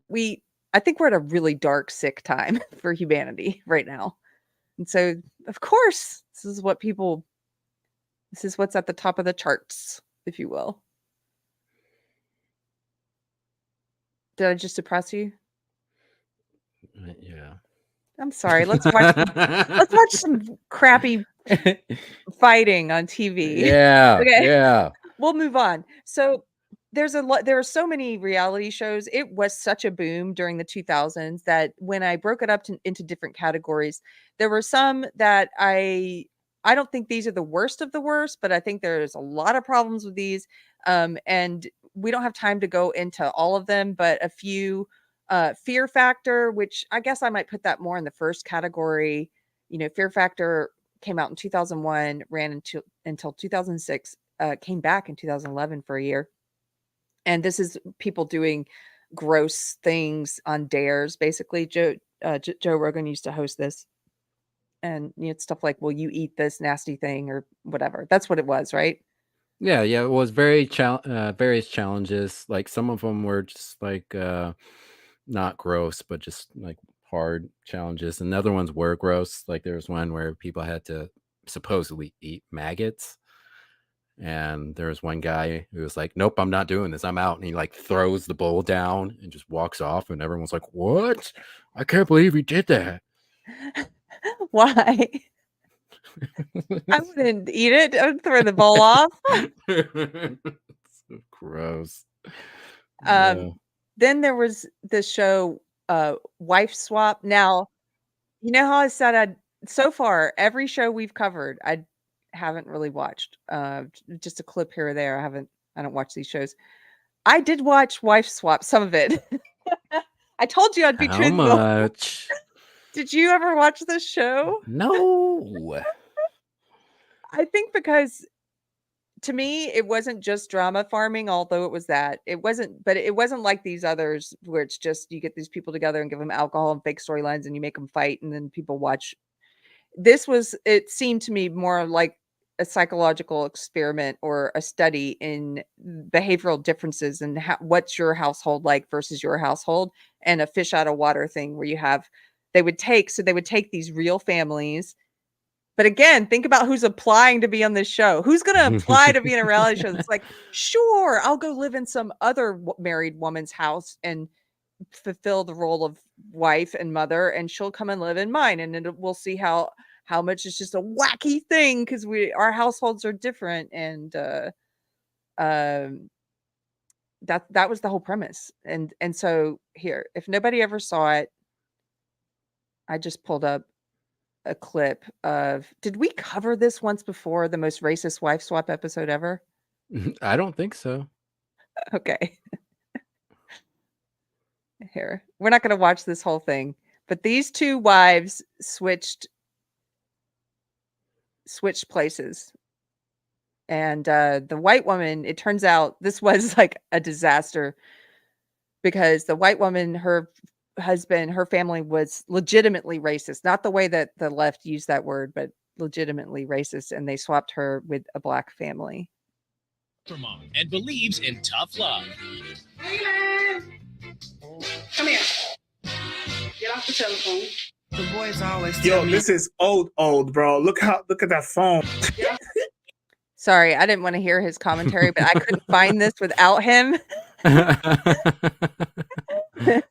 He's not too bad though, as YouTube commentators go. I don't know who this is, but he's not too bad. Yeah, I just know you ain't got a camera. That used to be the shit though. You know what it is? Yo, I'm sick and tired of you. Flip. You got on the bro. Live by Niecy's rules, and she's on their case 24/7. She always calling me and my brother, asking us who we with, where we at, what time we gonna be home. What are you doing? Where at? What time you gotta be home? Don't let it go into voicemail, because if it goes into voicemail, I'm blanking. I'm a snap, crackle, pop from your behind. So this the black mom is she's got rules. That's where all the conflict on the show would come from, because you would have different behavior. They would purposefully pick families with different rules and behavior styles, and the way that they parented would be different. And so her family, I can't remember, I think her husband's military, the black woman, they have a very regimented schedule and everything's very orderly. And then they basically swap her with this racist redneck lady who doesn't have a bedtime for her kids, who just feeds them crap and doesn't have a schedule or rules. And so, of course, the kids hate this suddenly they had their new mom is trying to make them go to bed at a certain time. No, you can't sleep on the couch, stuff like that. And then the husband, we don't have to play more of this, I'll just tell you, but the husband at some point starts saying the N word. Like, she finds out they're Oh. actual racists. Yeah. And it's just, I don't know what it is. And if maybe you can help analyze me. I can't watch any of those other shows we talked about, not even the two at the beginning that I think are less toxic. But Wife Swap I found interesting. Maybe it's because I liked seeing every once in a while, like, the kind of mom who actually has rules and believes in order. I like seeing her come in with a sloppy family and be like, we're getting this house in order. You're going to have bedtime. You're going to do your homework. So you say this wasn't trashy. You don't put this trash. No, it was trashy. Don't get me wrong. Everything we've covered here's got an element of trash to it. It's not quality TV, no. But as these shows go, it was more real, I guess, in some ways. It was a real social experiment in some ways. At least it felt that way as a viewer. It wasn't, hey, go in there and have a fight. I'm going to put you in this room with alcohol. It really was like, no, we're going to take these two wives and swap households for a couple of weeks and see what happens. And I don't think they had to do much to make it, to have conflict. Yeah, they wife swapped. I mean, they didn't, it wasn't like you have to, it wasn't about sex or anything. No. But it was about taking on the role of, and then you would always have conflict because there would be, like one wife who would go in and, like I said, some were more controlling, some were good moms, some were not. You would have some that were just complete narcissists and they didn't want to do anything. And so when they would go into the house, the first week they would live by the rules of the house of the real mom who lived there. And then the second week they would institute their new rules. So for example, in this little episode that I showed you, the second week is when the Black woman, the mother, gets to say, okay, I've tried living your way for a week. It's awful. None of you kids have bedtimes. None of you kids do your homework. You all eat crap. And I've lived by it. And now the rules change. So the second week, the rules change. And she's like, now you're going to live like if you were at my house. Here's how we're going to do it. You're going to go to bed at this time. You're going to sleep in your own bed. You're not going to sleep on the couch. You're going to, and you're going to do chores. We have a chore chart. And they're like, what?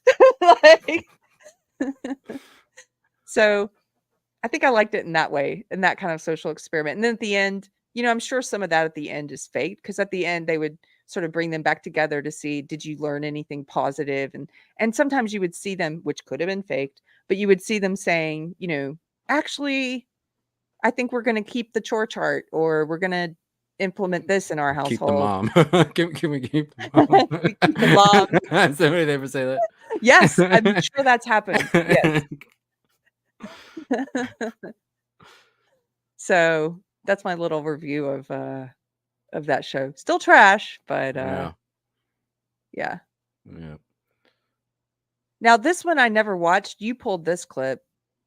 I guess it's similar. This is a show called Trading Spouses.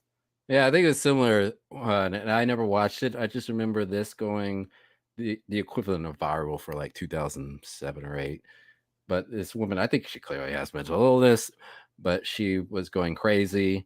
I guess after she got home, and she's invoking religion, and I just remember so many people memeing and making fun of her.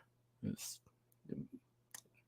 crazy. Okay, let's watch this. Oh, it's very similar. I just looked it up. Yeah, remember how I said all the networks, if one show's successful, they'll pick up. This was around the same time, but it's just like Wife Swap, but it's on a different network. It's Trading Spouses, Meet Your New Mommy. That's the name of this show. Okay, I've never seen this clip. So really? It's pretty cringy. Oh no. Okay. I think she's here. She's here. No way. Hey, Bonnie. Where's that Lord?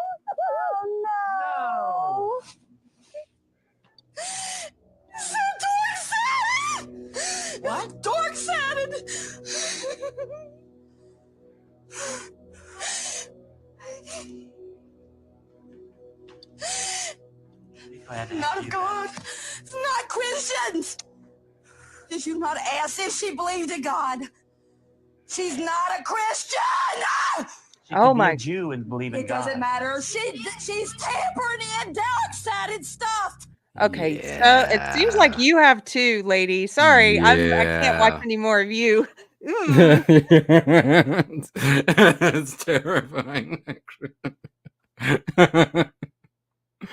James Dakota says they put this woman in another episode. They did. What? Oh, Talk about exploiting people, right? They're like, this lady's insane. Let's do another one.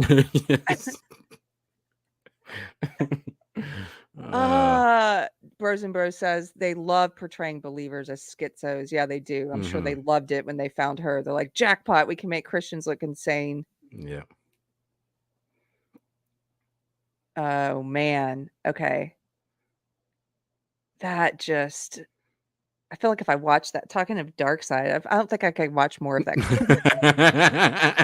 It'll give you nightmares. It'll give me a nightmare. Okay, then You can you've skip. got... Do you want to skip? You can skip this one. We don't have to talk about Yeah, let's skip that one. Let's get...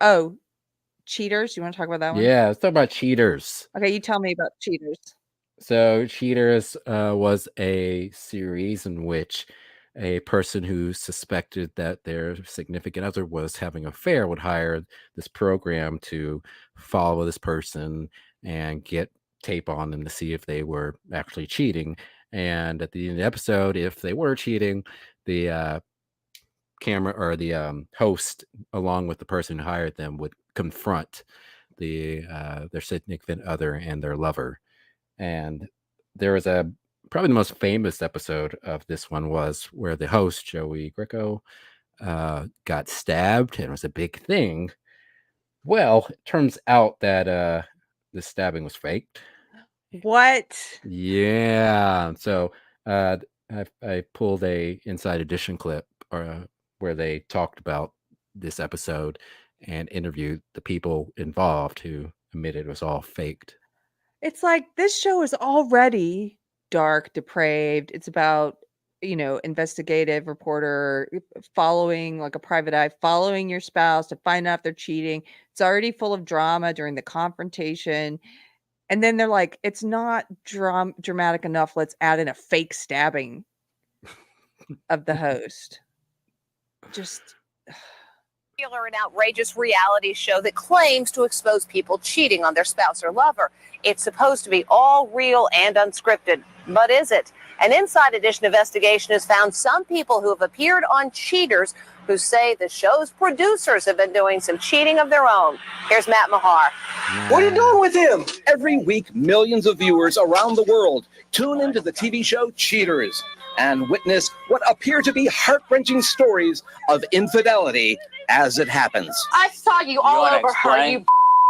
In every episode, a suspicious spouse, boyfriend, or girlfriend turns to the show to learn whether their loved one is having an illicit affair.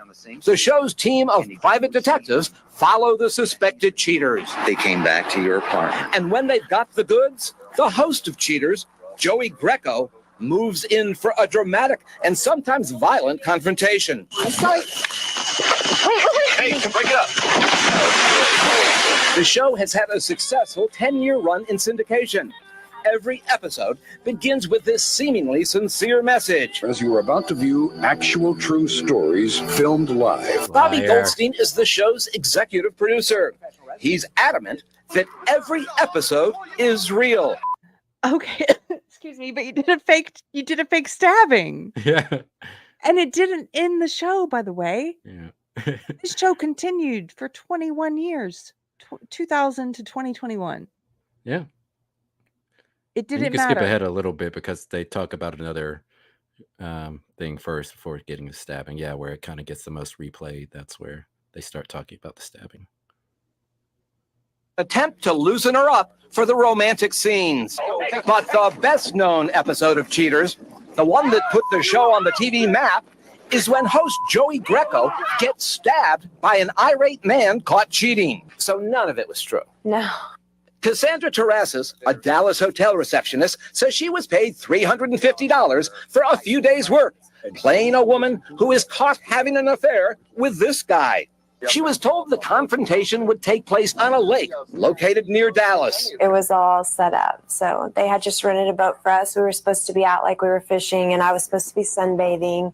And then they were going to come up on another boat and catch us. As typically happens on the program, the host, Joey Greco, lectures the people caught cheating on the immorality of infidelity. It's all about you, isn't it? You don't care about anybody else. But on this occasion, a fight breaks out, and it appears that Greco is stabbed in the stomach by Cassandra's supposed boyfriend. Call 911! The young... But they're even faking the affairs. Like, they're faking everything. Yeah. Why did this stay on the air? The same reason why Jerry Springer was on for like 20 years. Nobody cares. Like, this whole show is faked.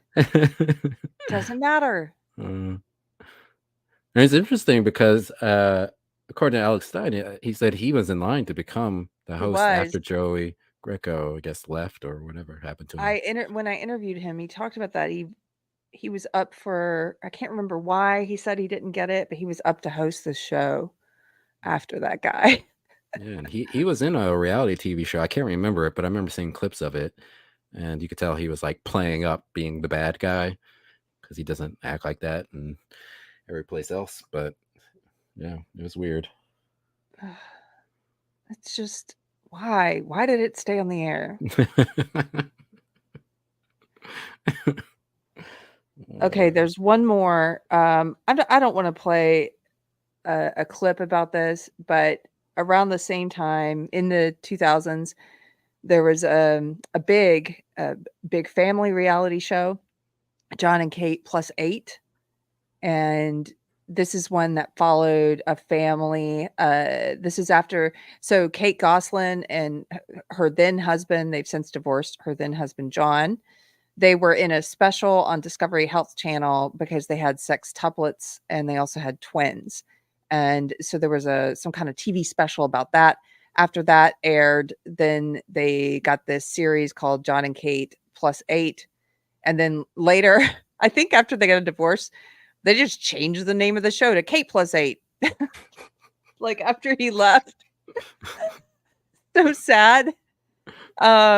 All of these shows, almost all of these things end in just terrible, terrible drama.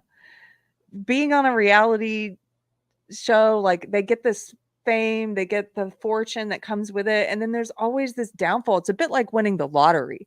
You know, if you look at all the stories of people who win the lottery and just the terrible things that happen to them, it's sort of like, maybe you shouldn't go on one. If the odds are it's not going to turn out well. Like, I mean, they both seem kind of like they were terrible people before they got in the show. They're very shallow people.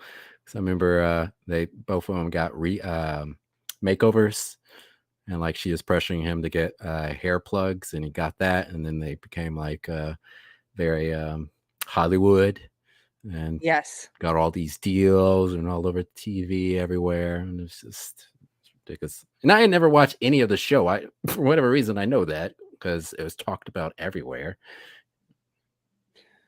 Just getting your priorities out of order. That's the thing about fame and money. Fame and money can both lead to these things that so many people chase. It's like the people that you see on reality TV anyway, right? They're chasing fame, money, power, maybe power. But these things lead to so many other, they can lead to so many other problems. They very easily can lead to pride. And then following pride, it's like a whole host of demons, like pride comes in, opens the door for all the other demons. Like, come on in, alcoholism, infidelity, gambling addiction and narcissism and everything. I did want to pull a picture of them though, because this is her on the left, her haircut. This is what everyone knows as the Karen haircut. Yep. It's all started with her. She's patient zero. James Dakota said, John was cool. Kate was evil. I can't remember a lot about it, but I think my gut says you're right from what I do remember, that she was just completely out of whack. Narcissistic. Yes. Kate is the most tiresome gossip topic. Well, we don't have a lot to say about it. We don't even have a clip pulled up for this one, so don't worry. I just want to show you the Karen hair. So there's a lot where we don't have time to include. Again, this was the heyday. This is the boon. This is when reality TV exploded. It was the 2000s. We've covered a lot of the big ones, except for then this third category I have. This third category is celebrities getting in on the action. So people who they didn't become famous because of reality TV, like they were already considered celebrities for some reason. And these included shows like Keeping Up with the Kardashians, which they are, I mean, they are never going to go away. I feel like they're never leaving the sky, right? We'll never be rid of them. No, never. There's nothing that's ever going to humiliate them or shame them into leaving the public eye, right?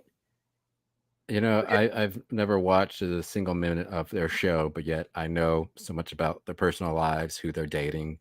Because again, it's everywhere.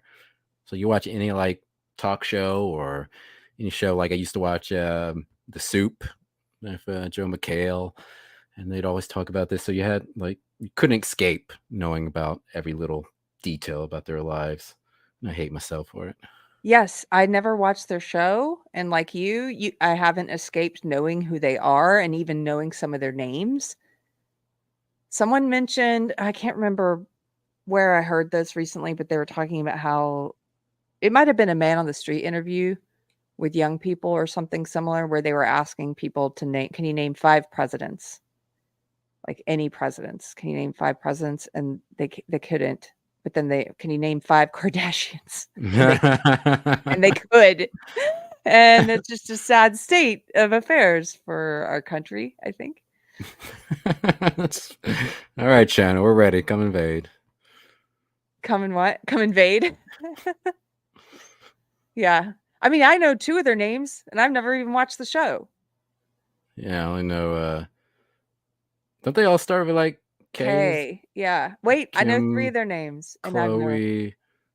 I know there's a Courtney. I don't know. Kendall, right? Oh no, we know 4 of their names.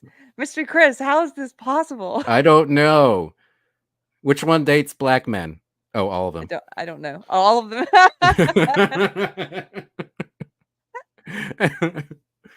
So there's just, I don't know. Should we show a clip from this one since this is was such a popular show? I guess. So after Keeping Up with the Kardashians, then there was the Kardashians, which is a different show, but also the same thing in some way. I keep thinking Kardashians, which is an alien race from Star Trek, and I much prefer to see a reality show centered around them than the Kardashians. It's basically everything we've talked about, but with so-called celebrities involved. But it's all the same stuff. It's fake storylines. It's added drama where they try to ramp up the drama and with fake plot lines and things. Booze, debauchery, all of it's the same stuff. Toxicity, fighting, blah, blah, blah, blah, blah. This is a... Go ahead. I'm just saying so much of the conflicts over stupid petty stuff, which doesn't make sense. Like if there's a conflict, like if, I don't know, if people were arguing over some philosophical point or politics or something, I can understand that, why that might be appealing. But so much of it's just like little things that nobody would fight over or only stupid people would. I'm like, why is this interesting? It's not interesting. I don't know why anybody watches this. Again, tell us. If you guys in the chat watch the Kardashians, no judgment. We're not going to come after you personally. I'm just curious, why do you watch it? What do you get from it? Is it the stuff we think it is? Is it like fun to watch other people's drama? And does it matter to you that it's fake, some of it? I really don't want to watch these clips. Maybe we can just move on. Here's one. This is like the biggest sister fights. Okay, there's another hilarious pregnancy test moments. Okay, so they've had more than one pregnancy test moment. Of course they have. The worst breakups on the Kardashians. How many breakups do they have? A ton, I guess. And it goes on and on. Let's not play it. I don't want to. But there are other shows like this, the Kardashians, around the same time in the 2000s. We saw other celebrities getting in on this reality boom. And so there were similar fake style shows around the Osbournes, The Simple Life, which was Paris Hilton and Nicole Richie. Which ones am I leaving out? You had the Surreal Life. We put that in the notes of. Do you remember that? That was the VH1 show that had all these C and D list celebrities living in a house together, like Flavor Flav. Yes. Yep. It was also in this decade is when one of my comedy clients, we premiered her reality show on VH1. It was called The Cho Show, Margaret Cho. I think I remember that. It was completely fake. And that was 2008. It only lasted, I think it was just one season. When we were pitching it, we were pitching an actual reality show. I was naive enough that I thought people could understand why this was cool. Reality itself was cool enough and interesting. Let's do documentary style reality show, because at the time she was hosting a burlesque and comedy show, and we taking it all over. We were taking it to New York and San Francisco and LA, and it was featuring other comedians, burlesque dancers, drag queens, and it was just a crazy body variety show. And the cast of characters, they were all characters. They were larger than life. And there were times where I would have to rent a van and drive this cast of characters from LA to San Francisco. And you're in the car with like little people and drag queens and burlesque dancers and comedians. Yes. And then me driving this van. And there was one time, I can't remember what happened with my driver's license. I don't know if I lost it or something happened. I don't know why, but I had to rent from this really sketchy place where I thought my organs were going to be harvested. And I was like, at night you have to go to this place and it was really sketch. But there were so many crazy stories involved in that cast of characters and getting them all over the country and putting on these shows. So we were pitching that, like, get the behind the scenes tour documentary of this crazy cast of characters. Well, the offer that we got was from VH1, from a production company who then took it to VH1. And by the time it made it to air, it was completely faked. I had been removed from basically having any say at all. I did not like anything about what they were doing. I hated it.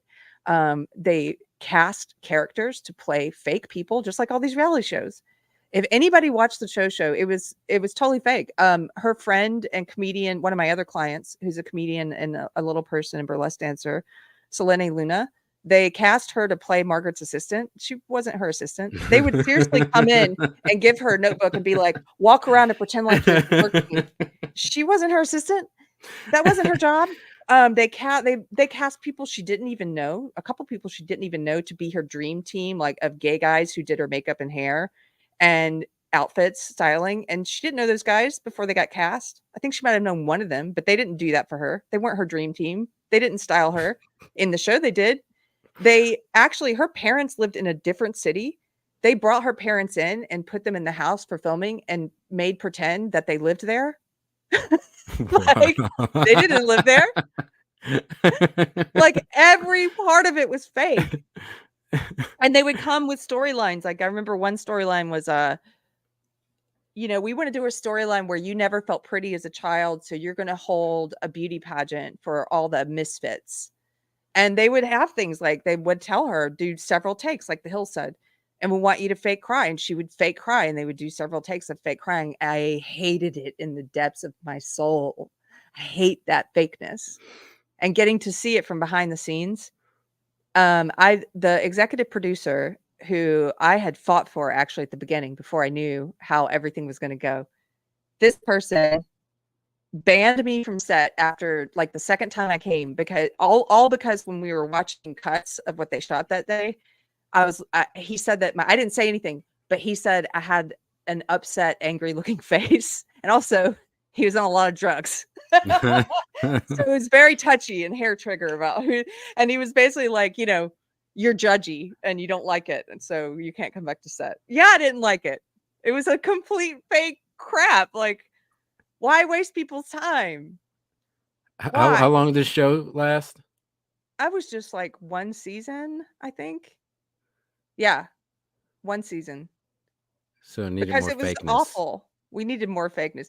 Oh, and they would bring in they would book celebrities for episodes. That's how fake it was. It's supposed to be a reality show.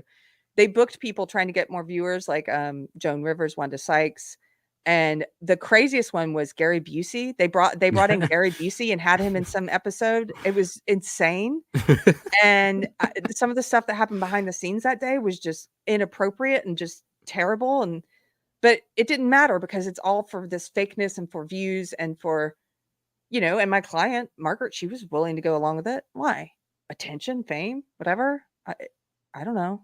It's like, this is going to be good. No, I don't think the wrong kind of Pretty good, much. right? Like the wrong kind of good. I wasn't on board with it. I didn't think it was, but ultimately, it's the client's decision. So Cantor says, so basically believe in nothing you see, it's all fake, including the news. Truth is dead. Yes. Okay, one other quick story. Since this is the topic, allow me one other quick story. You may have heard this one before, Mr. Chris. So my other client Selene Luna, who's the little person, comedian, burlesque dancer, she was just really talented, beautiful person.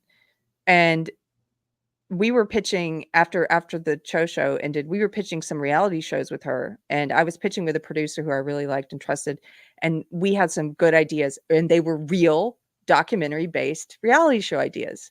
Selene had great ideas, and one of the shows was like a travel show where we were going to call it America Big and Small, where she goes to the biggest landmarks and the smallest landmarks because she's a little person, and she would go, and she's also interested in those things. So we're going to go to like the biggest bottle of ketchup in the world or the smallest church, things like that.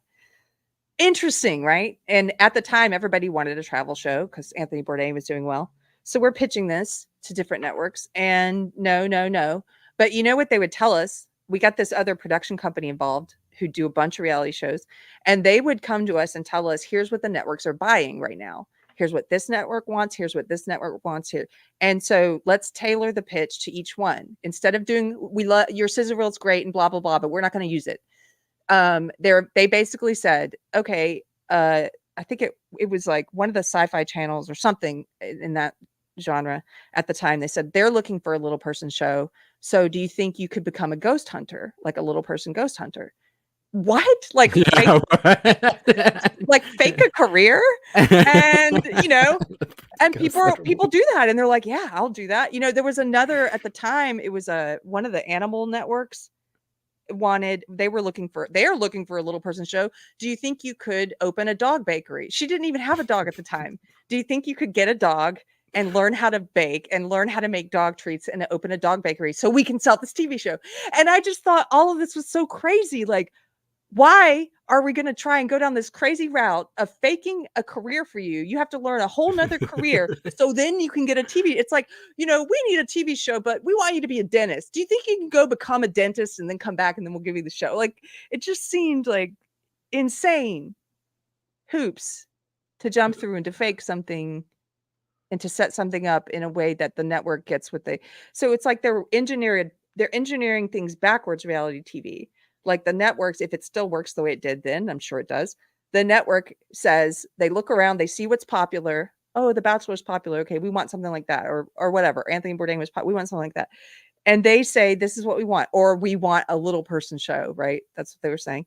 And then they go to the production companies, who then go to the people the talent or the people who are pitching ideas, and they try and fit them into that hole. They try and fit a square peg into a round hole, instead of the talent bringing good ideas, and then the production company says, yeah, that's great, let's do it, and then it gets made. It's the other way around. They say, we want this, bring us something like this, and then the talent, if put that in quotes, conforms to that and comes in, and like the Osbournes, the Kardashians, all these, no doubt in my mind, they've made up tons of plot lines and people in their lives they probably cast and added, and it means nothing to them to do that, to just fake it all, or the majority of it. I just want to know who this executive was who's obsessed with little people and having them like, they probably have a list. Like, what about a little person played basketball? What about a little person doctor? Yeah. And it just kept going. It's like every profession you can think of, every situation. Like, how can we fit a little person in this? That's what at the time they were like, little people are big. We were like, oh, we're gonna sell this. Well, no, not unless you get another career. Not unless you fit into what they want. Paranormal investigator, right? And now they just replace them with CGI. Thanks, Peter Dinklage. Thank you. Thank you for allowing me time for story hour. It deeply Yeah, it relates was to what we're good. talking about, right? Yeah. And how fake it all is. Yeah. Randy, hey, my friend Randy Wallen for $2. Thank you for the super chat. Says Larry Sanders was the best reality show ever. Did you ever watch the Larry Sanders show? Not really, but I did watch Sanford and Son, which he was a writer on. Oh, that's something. Oh, I didn't know he was a writer on that. Yeah. Thank you, Randy. Thank you very much. Okay. Well, we kind of covered the celebrity genre, the celebrity category of all these reality shows. In addition to The Simple Life, which was the Paris Hilton, the Kardashians, the Osbournes, there was the Tro show that I mentioned, the Surreal Life. The Surreal Life was kind of like Big Brother, wasn't it? But with celebrities. Yes. Vernon Troyer was in one, and it was it was totally exploitation, because a lot of them, like a lot of these people have some drug or alcohol issues. He did. There's one episode he was naked and like pees in the corner and stuff. He clearly had a problem, but it's good for ratings. Did you watch it or just clips? Just clips. And I do remember this was it's kind of funny. Yeah, I queued it up. So this is when Rick James meets Vanilla Ice, and I just thought Rick James was pretty funny in this moment. Is that also Ron Jeremy on the couch? Ron Jeremy and Eric Estrada. Oh my goodness. This is like a nightmare. This is a nightmare scenario. Why? Is Eric Estrada the most respected person there? He is. Chips, right? He is. I would Poor rank guy. him the most respected. Okay. This is just insanity. It's a weird house, man. There's a lot of plastosis going on, man. What's going on? Plastosis? How do you know him, man? How do you guys know each other? I don't know. How do I refer you for Smeeth? People come to my house, man, every night, and there'd be like 30 girls, man. Oh, yeah. What was it like that? You try to pull that here.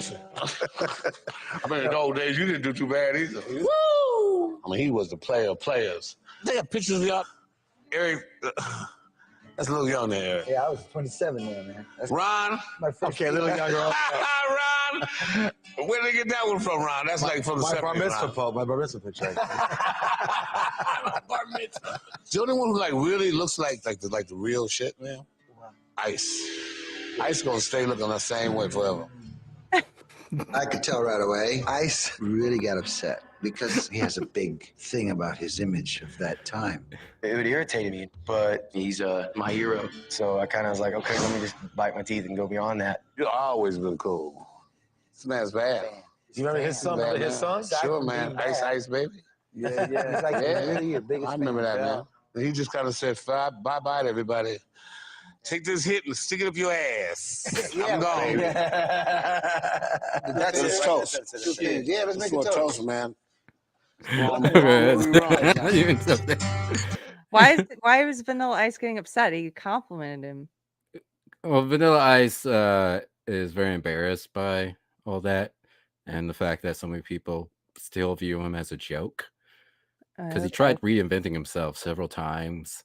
And every time he does Ice Ice Baby in shows, he does like a metal version. He won't do it like the way it actually sounded like in the early 90s, because he's embarrassed by it. So. If you were upset because you think you came off as a joke, why would you go on a reality show called The Surreal Life? That's just going to make you a bigger joke. Like that's not the career path. That's not where He you needs go. money. Yeah, the same reason they all do it. But dude, that's not the way to go. Yeah. You want to be taken seriously. Okay, what about this one called let me just answer this question real quick. I saw a question from James. Did y'all mention The Real World and I missed it? It was my fave. James, you have to watch our episode of MTV, The Rise and Fall of MTV, the first episode we did. and that's when we cover. And the second episode we mentioned at the beginning, we have to try and YouTube took it down. We're going to try and re-upload it. So I might have to edit it a bit. But that's when we covered The Real World. And The Real World came out in the 90s on MTV, and it kind of marked the beginning of the end for MTV being a music channel. And it set the stage for everything we saw in the 2000s. So this episode, we're just covering the 2000s, but we did touch on The Real World in that MTV episode. And you watched that one, didn't you, Mr. Chris? I watched some of the later ones that were trashy. But yeah, like in the beginning, the first, I don't know, 2-3 seasons, like those were kind of interesting because you had, I think a lot of the conflict was genuine, but you had like someone from the South who didn't know any black people, who was together with some militant black guy, and there's general conflict there. But it quickly devolved into people just sleeping with one another and complaining about it. Like that's all it came. Like the first time someone hooked up in the house, it was like big news. Like, oh, so-and-so had sex. They're like, oh no. But then now it's like, if you're not hooking up with somebody, that's like the big shocker. It's like, oh, you haven't had sex with anyone in the house. What's wrong with you? Are you gay?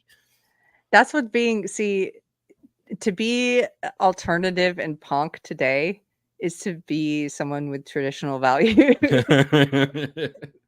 That's what's considered like, well, it's just so alternative. Like, yep. Be a real trendsetter. It's the opposite, because everything's gone so far into degeneracy that now it's really true. That's like, yeah. If you want to be a rebel, be someone with traditional values.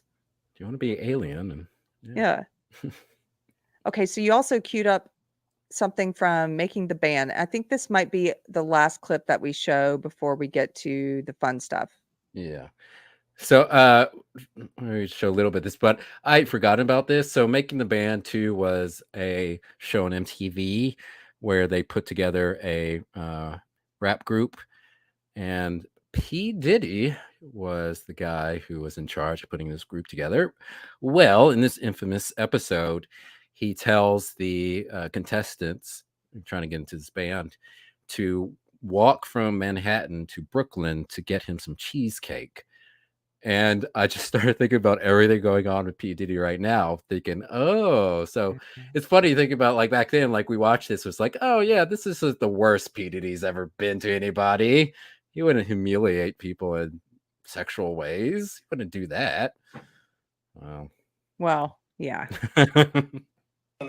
My floss for y'all. I don't like the floss at all. White reason, white beat, Sean John below. John my seat, Sean John my bra. Sean John in the dawn sell plenty record, many awards. Where do I go? I think right there where try there where P. Diddy's talking. You know something? I want me a piece of cheesecake.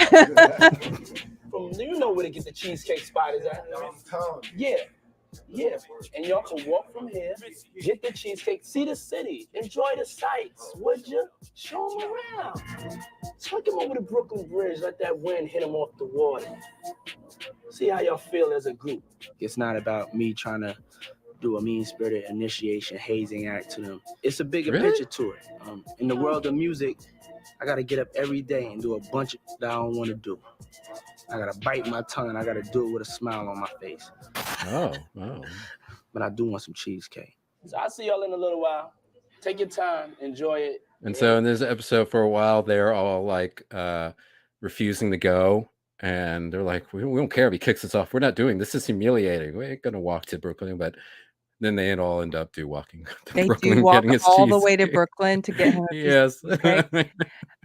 This is so true. That I mean, it's funny, but it's also he's telling you the truth. He's like, I'm doing this because, well, he's not saying the truth when he says it's not about humiliating them or being in control. It is, but he's basically then saying, well, that's because that's what happens to me. I have to do things that I don't want to do, and you have to learn.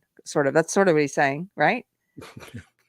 Yes. Like people, I have to do things that I don't want to do, so I'm going to teach you this. It's a little bit like, this industry and chasing this fame and money has turned me into a monster, so I'm going to turn you into one. Yeah, it's this initiation stuff. This weird stuff in Hollywood where it's just gradual. You got to do more and more and more. And we kind of seeing what happened with Pete Diddy and some of these people. Yeah. Exactly. So much darkness, like I said earlier. Just guys, if you're believers, if you're not, you don't need to pay any attention to what I'm saying then, because you'd be like, Keri, you're crazy.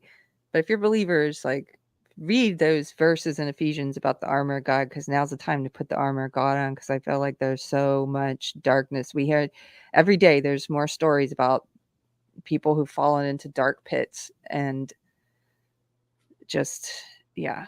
But pray for the world, man. Pray for the whole world. Okay. You've got some funny things here. Which one? Play this first one. Play the first minute of this first one. Under personal favorites? Yeah, or first. Oh, we're going to personal favorites. Not funny yet. No. I'm probably in the wrong place. Oh, the first funny one. Yeah. Oh yeah. Oh yeah, personal favorites. We don't have to play that, but I just want to briefly mention that probably my favorite reality TV show, which again I've only watched a handful of them, but favorite one was one called Work of Art, which is on I think Bravo.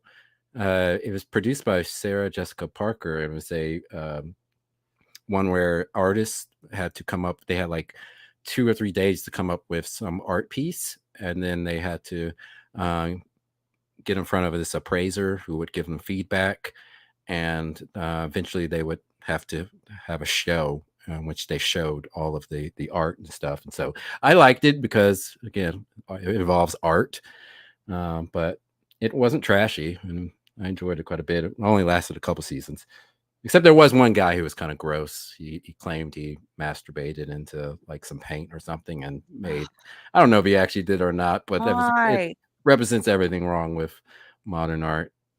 But also that I like the show. And with humanity. Yes. Everything wrong with humanity right now. Okay, so we usually end, if you're new here, Pop Culture is a show we do every other Wednesday at 8:00 Central. And we dive down the rabbit hole, different cultural topics, pop culture topics, and how they relate to culture. And we'd like to end it with some funny clips that relate to the topic today. So what do you have for me? So this first one is a Survivor skit from Mad TV. Good old Mad TV. And so let's play about just the first minute of it and watch the whole thing. Every day, we're forced to live and work with people of different ethnicities. Wouldn't it be nice if we could be split up and compartmentalized like it used to be? Like it is in heaven? Well, that's just what we did. Welcome to Survivor, Cook Island. This season, we've separated the groups based solely on their race. African Americans, Asian Americans, Mexican Americans, and real Americans. First team, Team Soy Sauce. Team White Bread. Team Chicken and Waffles. And Team Burrito. These 4 teams will compete for the right to win $1 million. You could never do this today. Will it be No. the Asian, the Mexican, or the white? Find out this season on Survivor, Cook Island. Survivor, only on CBS. All right. That was probably the best part of CBS. But anyway, but yeah, you watch the rest of that if people want to look that up. Good Mad TV. And this is the second one. I don't even have a time where to start and stop, so you can skip around. This is a parody of American Idol. Yes, and this is also from Mad TV. I'm supposed to be Ryan Seacrest. Oh, I can't get it any louder than this. Tell us in the chat if you can't hear it. Tonight, in an effort to get good ratings like American Idol, Mad TV is going to eliminate one of these 6 cast members. Keegan, Johnny, Arden, Krista, Bobby, and Ronnie. Let's turn to our judges. Yeah, I don't know, dog. I don't know.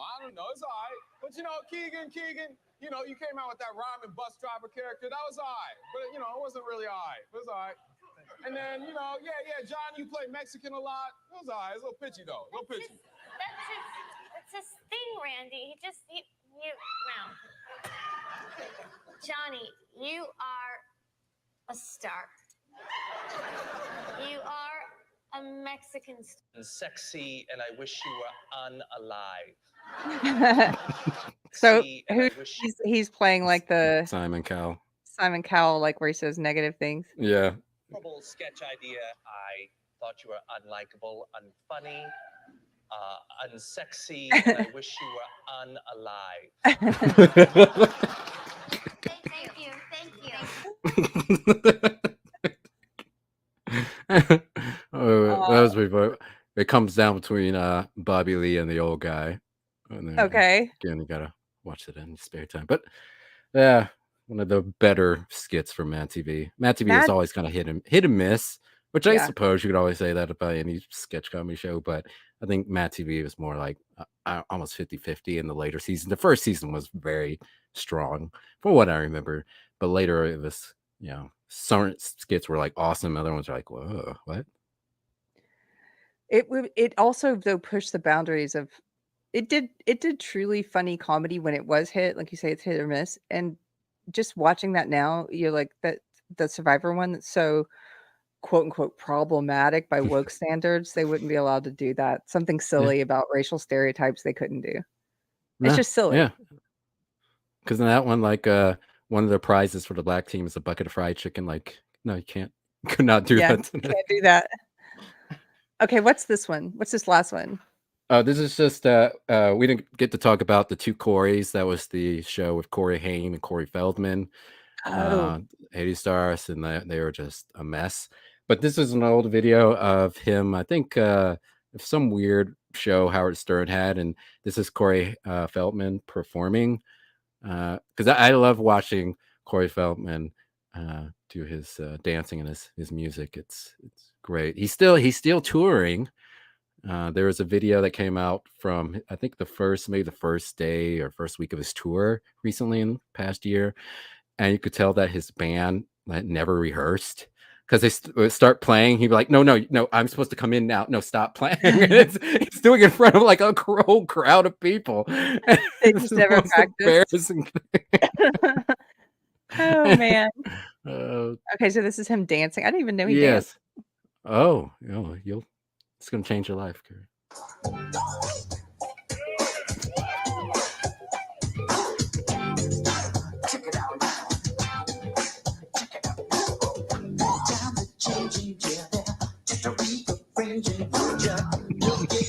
A little bit Michael Jackson. That's all he ever does. It's like he's doing a Michael Jackson impersonation. He's very good friends with Michael because they're both had messed up childhoods, so they bond over that. But every time he dances and gets on stage, he's just doing a Michael Jackson, a bad Michael Jackson impression. Really? What's up with the youth? What's up with the youth? What's up with the youth? What's up with the youth? What's up with the youth? What's up with the youth? What's up with the youth? Tell me what's up with the youth? That's how I dance. Yeah. Gonna be listening to this later tonight. Sometimes, and I do the moonwalk. So I guess I'm just doing a Michael Jackson impersonation. But yeah, that's all. Oh wow. Yeah, Okay, Corey thank you. Feldman. I had never seen that. I had no idea. And Go down the rabbit hole, Keri. There's so many videos. So many rabbit holes, man. Well, thank you guys. Thanks for hanging out with us tonight on a Thursday night, not our usual night, but I appreciate you guys being here tonight. Again, I had a power outage last night. Mystery Chris didn't. So thank you for coming over and hanging out. I will see you guys tomorrow at the usual time on Friday at 1:00 Central. And I just have a couple more interviews in the can. I just did another one today. So we got some more interviews coming out next week. And we appreciate you being here. And Mystery Chris, thank you. I love doing these shows with you. You cheer me up on days when darkness seems overwhelming. Good. So, yeah. That's why I'm here, Keri. And you cheer up the audience. And I know they love hearing from you. So excellent. Thank you, Davina. Thank you, Twee Girl. Okay, we're gonna wrap it up. We'll see you guys later. Bye, y'all. Bye.